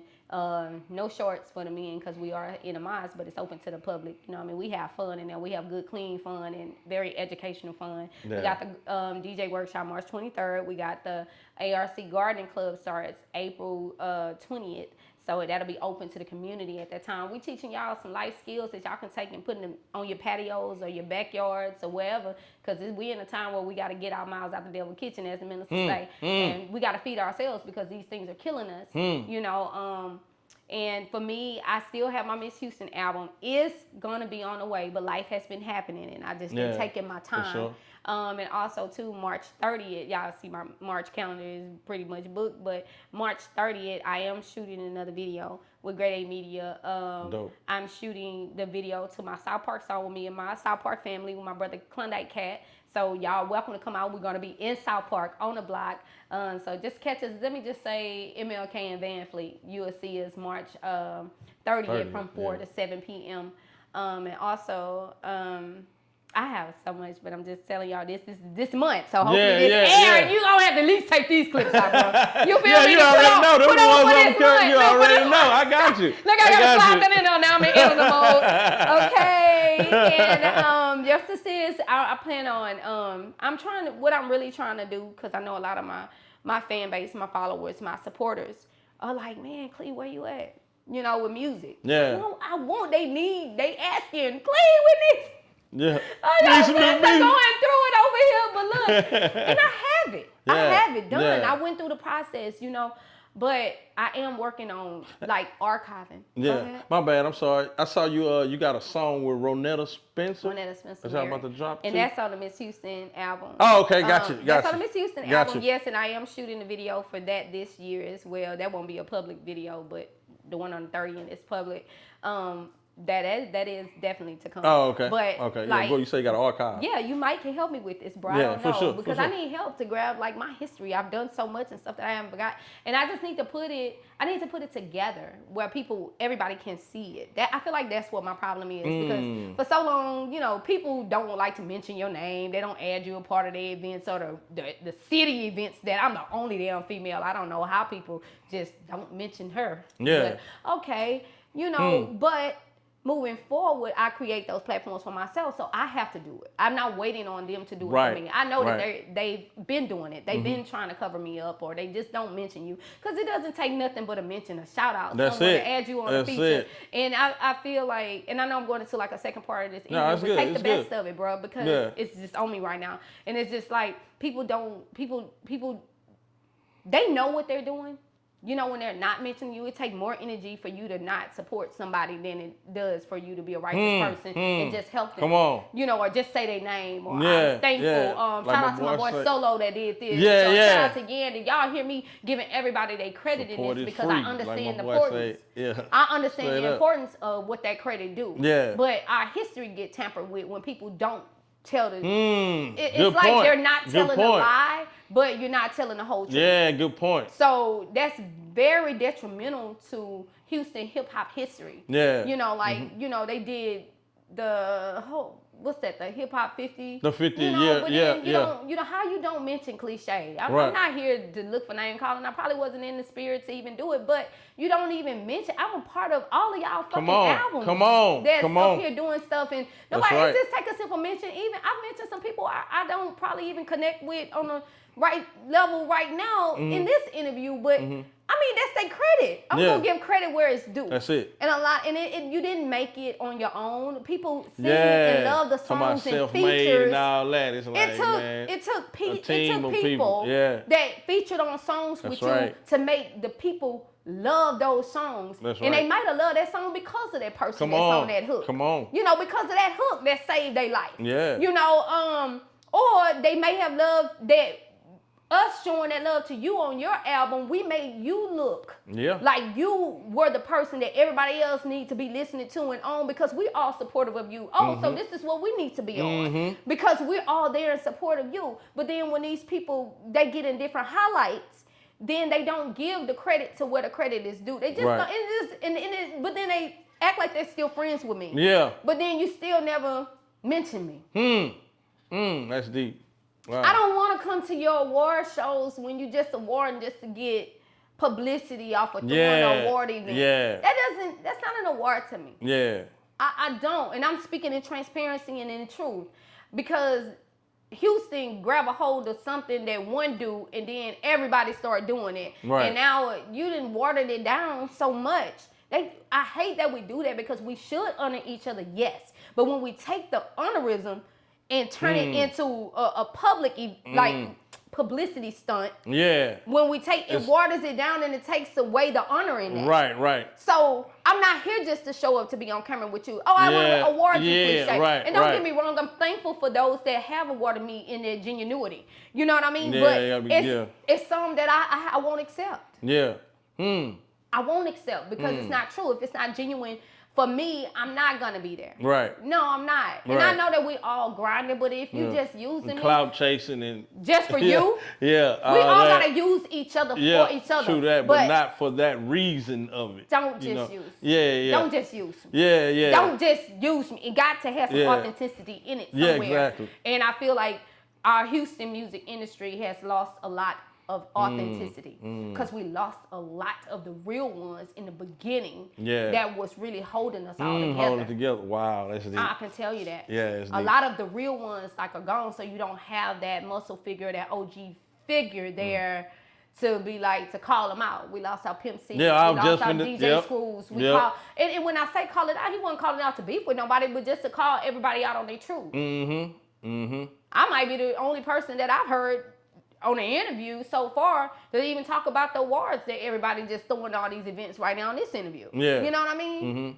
But I don't say it out of spite. You know, I can care less when people utilizing it for the wrong reason. Yeah. But when you're doing it for the right reason, that's what we're supposed to do it for. That's right. And I can receive that award or reward from you. It's so many people that's get rewarded for things that's not rewardable. Right. There's so many people that are getting rewards for less work versus a person that's been doing this all year because they did it one time. Yeah, come on. It's so many people that been, you know, just like, hey, you gonna get, let me tell you, bro, just right quick. Yeah, sure. I don't know what this is out here where everybody's coming with their cap and gown and getting these type of awards. Like, you know, I really don't understand and know what it is. The humanitarians and the different, you've been seeing that with all the artists? Yeah, like, I've been seeing, I'll be like, man, where the #1 spot at in there? Nah. But see, naturally, it makes you ask that question for yourself. But then you fall in this trend of, what is it? Though? I mean, like, what is it? I don't know. Even when I got awarded with my Cliche Day proclamation from the mayor. However, I don't represent for the mayor. I don't. Yeah. I don't, because I've witnessed some things myself that I just felt like wasn't 100. It was more political gain for him and whatever he was doing. And I ain't representing for that, right? Yeah. And so when I got it, and it's from Mayor Sylvester Turner, it wasn't award to me or gift to me for being awarded that in 2016. I didn't just get mine. Yeah. A lot of people don't know that. Because people just start getting them after the fact. Seems like everybody was getting one. My sister, Raw LT, the female rapper, who I done had multiple fights with in the industry, had got that day for me because she wanted a way to, she said, I just wanted to honor you, sister. You know what I mean? I just want to honor you. She was like, you will honor me all by yourself. I just want to remind you, with me and her, as rap rivalries in this industry, it ended up turning into that, and we done had 3 physical fights in this industry. People done witnessed it and say, go down. Come on. And still friends. But this sister, the power of forgiveness, said, I want to honor you because I look up to you. You inspire me. You do this. She was like, I just wonder, how could I do that And she was like, I might get her a day. That was all royalty. Tiffany Hill. Shout out to my sister Royalty. So royalty, that's the reason why Cliche Day exists from the city. Yeah. And she presented it to me with Brother Derek and Leilani on the stage. I think Leilani helped her get it, get the paperwork and stuff done. But that's what that meant for me. When I asked, I'm like, hey, so what do we get? We got the keys to the city in Houston. What we get out of that, right? Can I tell y'all a secret? Not a goddamn thing. Like they say, it don't get you out of no tickets. It don't get you no grants. It don't put you no money in the pocket to do nothing for the community. Yeah. Don't give you no kind of immunity. I guess it's just an acknowledgement of that day for the work that I've done for people that really put in work. But however, anybody can apply for it. A lot of people don't know that. I just want to give y'all the truth because everybody watered it down so much. Because it's not with real honor and everybody just today. You want one? Everybody, I go get you one today, bro. Exactly, No, I I'm remember telling that. you, like seriously, I can get you one. Yeah. And I feel like the mayor, the way he set it up, he the one made it weak to me. Yeah. Because you was giving so many people days in our city that even wasn't from here that I ain't never seen no community work in our city. I feel like it was a selfish game. Yeah. You know what I mean? For whatever his political reasons was to do what he's doing with the Cardi B's and 50 cents. I'm not hating on them. I mean, who wouldn't? If I'm in another city, New York, want to give me Cliche Day, I'm going to take it too. Already. But come on. That's supposed to be confined into people that really put in work in our city that actually made a real difference in our city and besides the money that was put in y'all political pockets. You know? I remember they gave, I think Mike Epps one. I didn't even know that. I had went to his comedy show and Sheila Jackson Lee presented him one on stage. And I was like, damn, what Mike Epps do? I said, what Mike Epps do for the city? How he get a date? Damn, I ain't seen him in one of these communities. No, for real, never. Cause I know I'm out here fighting. Never, man. And I say, what? And then that's what kind of made me feel like that. They just giving them. And we see that. Yeah. But that's not cool. So somebody got to speak on that. Y'all can play and y'all can make y'all fans believe that that's something so honorable. It's not honorable unless you really put in the work and the person that give it to you really honors the work that you've done. Yeah. So shout out to all those real workers out there that do have their days in the city of Houston, and shout out to all those that actually just put in work and don't have a day. I salute you.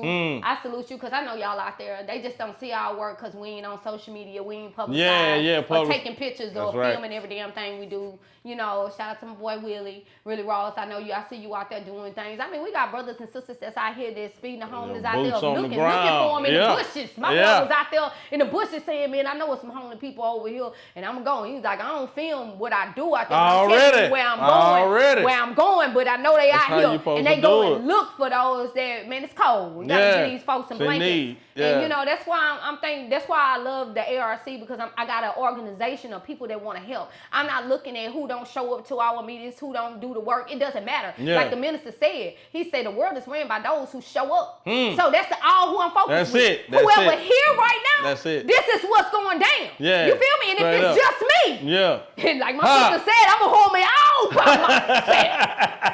I do it by my God. But that's the part that Allah has in me for my people when you really love the people. They was you can't say to people unless you love the people. That's right. So you really gotta love your people in every state that we go through in life. In every state. I'm understandable. I'm not bashing all the artists that's out here rapping the stupid shit. I just want you to learn from it. Here, take constructive criticism or take guidance and real information and insert that just as well as you taking the negative shit and the wrong shit that somebody telling you or putting in your hand to go make the money and do this or that or whatever, or the gun and y'all, man, all of that. No, that's short. That's short life expansion. It is. It's short. I want y'all to live. I want all my brothers to live. And they know I done told them, some of them personally, some real OGs. And I tell my brothers straight up. I just be like, look, bro, can't lose no more, y'all, bro. Some real shit. They feel that and they respect me for that. I know some of the real OGs ain't on camera. Already. We don't see them on social media. But I can't lose some more, y'all. We gotta make changes. Even when they were young, and I'm like, you got children now, bro. So, you know, it's Well, certain, let's like, help certain holding things it- we hold can't it keep selling, together. but I understand that this is survival for them because ain't no other way. I got straights on my back now. I won't give a job. People won't do this now. But quit looking for a job. Make your own. Yeah, I That's what said I'm create saying. your own. Yeah, We can create I'm our own. telling And you. it's just the way. Take that mindset that you built with that and put something Yep. else right there 'Cause and make it's it work for us. The basis of it is the same. The fundamentals It's the of it same, is and the they the same. smartest. They Yeah. the smartest of putting that together than the ones that's making money that don't have the mind that's paying people to do it. Come on. So I respect a real hustler mindset Yeah. because we the gods, man. You have that too. You're We like, the she do gods. it all. We the gods, and Yeah. I had to learn how to narrow you that do it down. all, yeah. I used to. I know though, but you gotta delegate some things though, but you know. I had to you gotta- learn that though, bitch. You couldn't tell me shit. Just like you said, nigga, I can do everything. Yeah. I can answer the phone. I can do this interview. I can go over here. Oh yeah, I'll paint that for you in a minute. Oh, you want me to do your hair? Yeah, I do your hair too. I do this. I was the hustler of Doing it everything all. you can name. I was Man. on block. I was selling my CDs. I was selling his CDs. I was making money.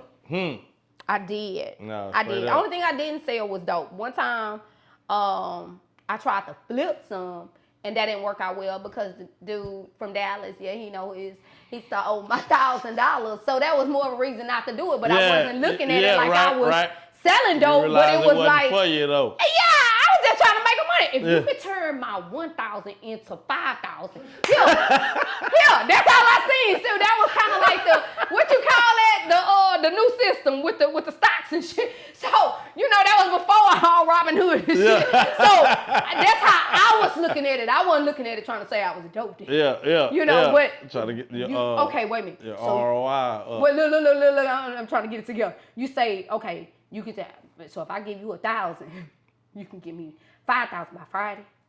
Okay, cool. Yeah. Cool, and then, but we not thinking though. Yeah. But, Yeah. God showed me, oh no. Yeah. And that ain't was for you. And the killing part about it is, too. That's how I was thinking about it, but that dude was more of a hustler. So I cussed him out so bad that he thought I was going off on him. He thought who I am, and which I probably could have too. But he thought I had people out to kill him. Oh, come on now. But he was scared. So he was calling me with that energy. Right. And now that's a threat to me. So nigga, I have to get, hold on, nigga. You feel me? You gotta get some people now. I'm just saying this was a long time ago, you guys. That was a long time ago, okay? This is not today. This is not cliche today. Like my hustle hard fold, still hood, but safe. Already, come on. But safe. Thank you, Lord, for saving. Classic. Because I could have been caught up in all kind of stuff. Yeah. Lord Jesus. Yeah. Yes. Nah, I mean, everything ain't for you. It ain't. That wasn't for me. Yeah, That everything. wasn't for me. Talking about should I do this. And I'm like, the nigga just say he left it over here. He supposed to brought it back, right? Because he supposed to got scared or whatever. And they was too scared to bring it back because he thought I was going to set him up with somebody. I was like, no. Oh, my God.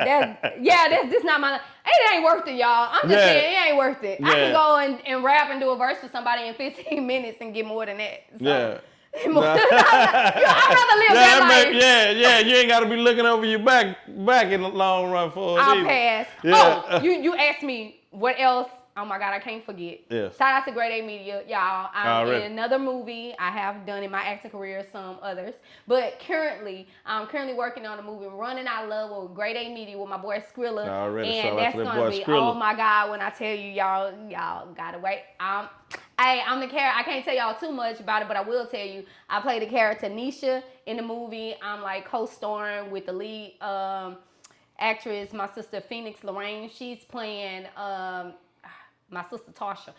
She's my homegirl, but we call each other like sisters, like in the movie though. Yeah. So y'all definitely like look out for the movie. My sister Toya T had wrote the movie as well with Skrilla. So shout out that's to gonna be all my dope. black sisters and brothers that's putting this together. Yeah, And my I'm looking forward to that. brother Sam been filming and learning stuff from Skrilla. So bringing opportunities for other generations to come in and For sure. learn and say filming and doing stuff. And even I love Skrilla because Skrilla go and learn. He's still learning from other people, and he just want to advance. So I love working with people like that, bro. Yeah, absolutely. So that's what I'm like, man. No Yeah, problem. Skrilla, man. we Shout out to great. that boy. Yeah, Skrilla a beast with it, man. We great. That's my boy. Yes. So I'm honored to have him on March 30th shoot the South Park video as well. So, Yeah, Y'all I'm be gonna have looking forward to to stay that. tapped in with that. I like to come out there, maybe Please do come some out there. BTS or something. I got some food that's gonna be out there cooked on the grill because it's part of the scene, but it'll be real food for us to eat. But I will be in Ramadan, so I won't be able to eat until after the sun go down. But y'all enjoy yourselves. Right on, for sure. Yes. Well, you can always get you a plate or something and save it Yeah, for that's later. what it's about. Yeah. So look, I was finna tell them what the video about, but I'm gonna let y'all see it. I ain't finna tell y'all because boys be stealing. You know they be stealing the whole Yeah, I'm concept telling you, right concept, your whole storyline, somebody come out with a I be video. so drunk. I just like, be like, man, throw it out there because you know what? They can't do it like. I bet Already. she can't do it like. What's up, Hershey? I bet she can't do it like. Clean up what I'm talking about. Yeah, that's on the Hustle. No, not Hustle. He's the DJ on the Rapper Volume 2 with me and Hershey. I bet she can't do it. We redid that Lil O. Bet she can't do it.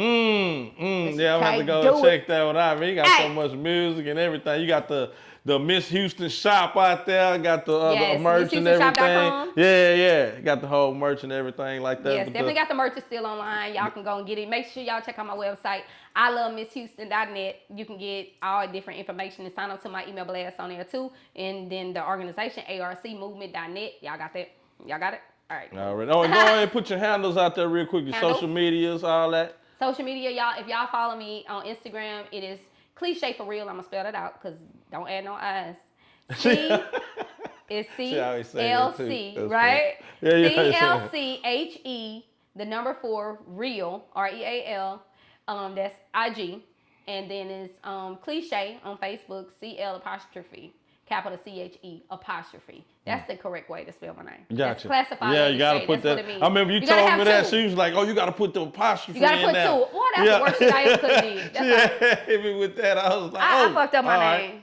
Yeah. I fucked up my spelling. I was trying to be too fancy when I was 13. Yeah. So I was so fancy that when I say I messed it up, because when you try to put stuff in this digital world in the system, when everybody else put my names, they put it wrong and they get my credits and do all of that stuff. And bring up everything. I have to literally, meaning. I have to spell my name all the wrong ways that everybody else will spell it to search and find like all my publishing and stuff.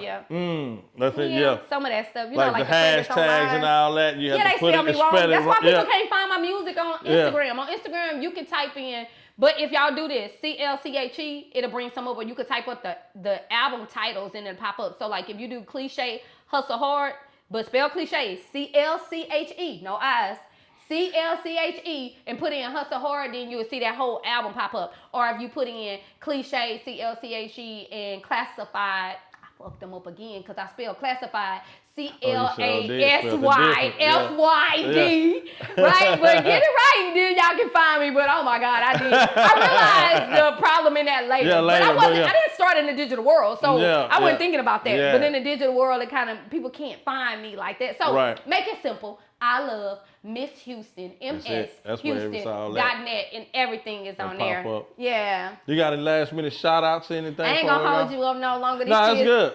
Go ahead. Yeah, I'm just saying, you got some shout outs or whatever. Oh, you going now? You got something? You had something else you wanted to say? I'm just talking about the carnival. But go ahead. Oh, okay. Yeah, I know you got it. Yeah, I know they hot. They hot right now. They way to go to the carnival. I know they hot right now. So Rodeo Houston, we finna go out to the carnival just for a little bit before Ramadan. Ramadan starts tomorrow for us, so we wanted to go where we can eat right now and have fun. So this is the last day, so we gotta go. That's why. Thank you for the time for sure, absolutely. Yeah. I'm glad you was able to squeeze me in. And I will say this: I would like to invite all of those that never have tried Ramadan or didn't know Ramadan was coming up.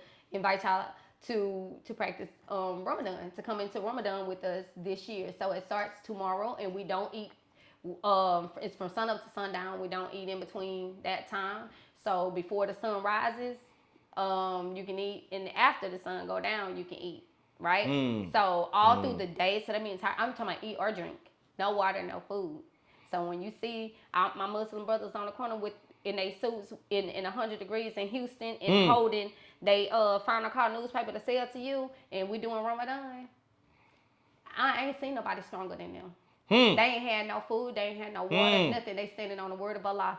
So that's the difference between, them and them. And how long do you normally do Ramadan? 30 days. 30 days. I thought that's what it was, but I know people have different fasts. We do it for a week, 2 weeks. It's so helpful. It's so many benefits to it. Yeah, absolutely. You want to study in it. You want to study your Quran or your Bible, whatever your teachings in it. And what it does for you, it gives the body now a break, a time to rest, and everything that's been in your body. You know, if you're not on medication, if you got to take medication and eat, you still have to do that. Yeah. But it gives a chance for all of those meals to dispose itself out of its body and run through a regular course, because we're really supposed to eat 1 meal a day. That was prescribed by the minister Elijah Muhammad. Right. Yes. So 1 meal a day, now it takes 24 hours for the body to do what it's supposed to do and exile all of this stuff, right? Yeah. So now I can put a new meal in, but what happens when you eat 3 meals a day? You got three meals stacked up on you, but you only went to the restroom once. Come on. You wonder why your bowel movements are hard. I'm not trying to be funny, but I'm fooling you right here. You wonder why your bowel movements are hard. You constipated, can't get out. It don't smell. It smells horrible. It's all this and that. That's because of the food and the toxins that you have in your body. So you will actually feel better. You will actually look better. You will lose the weight, the unnecessary weight that's on you. Yeah. You will have mental clarity. And then, to be honest, I got on 1 meal a day after doing Ramadan for the first time when I did it about 5 years ago. Yeah. When I first did it, I've never went back to eat more than 1 meal a day. And to be honest, in real life, I don't even eat until after 7. Yeah. It be nice. Sometimes it be 8, 9 o'clock. Yeah. And I'm not hungry. Yeah. Now, I know I'm like that. I don't eat eat any breakfast like that. You know, I usually don't eat and nothing after. in between. Yeah. I'll be gone all day, even my children. Yeah, especially when you're grinding and working too, you don't even be. It's different. Yeah. It's different. You know, there's sometimes a struggle in your mind, your mental, where you take yourself. But I train. More helpful. I don't tell people though, but I train too in Taekwondo, and we've literally been in 100 degrees weather training through Ramadan. And no water, and we outside. Now that's power. Wow. If you can sustain from, and your body still push through perseverance, and that self-control, nothing can hold you down. Nah, straight up. The power of self. That's true. When you learn the power of self. I found out too, it opens your brain up too to receive information and stuff like that. Like yes, it does. Yeah, absolutely. It really does. So. Yeah. So, but shoot, we signing out, step man. Into Ramadan. Hey, I'll let you do your thing. Do your thing. Know your kids waiting and everything, but we signing out, man. I appreciate you taking out your time no once again. Waiting on me. She said what? I ain't got no goats out there waiting on me. Oh, my bad. Your children. And I'm really doing this for me, y'all, because I still be saying kids too. But the children. But then I say on the other hand, you know, we are the original people, so we are the goats. Absolutely. But not in their aspect. I won't give them the privilege. Yeah, I know that's right. And they had enough of their privilege. Yeah, I know that's right. I got to be mindful of that too. Your children. Your children. Already. Yes. And we are God's children, man. Aren't we? And with that being said, man, we signing out. If you ain't at the I gotta put my I was ready. I gotta put my information out there too. Hey, tap in with the #1 spot, man. We on just Google us, man. That's the #1 spot network is DANUMBER, the numeral 1 SPOT network, man. We ain't hard to find, man. Just tap in with us, man, and stay abreast on the latest, man. But hey, we signing out. If you ain't at the #1 spot, you're #2. And nobody remembers #2. Remember that, baby. Damn, show now. Yeah.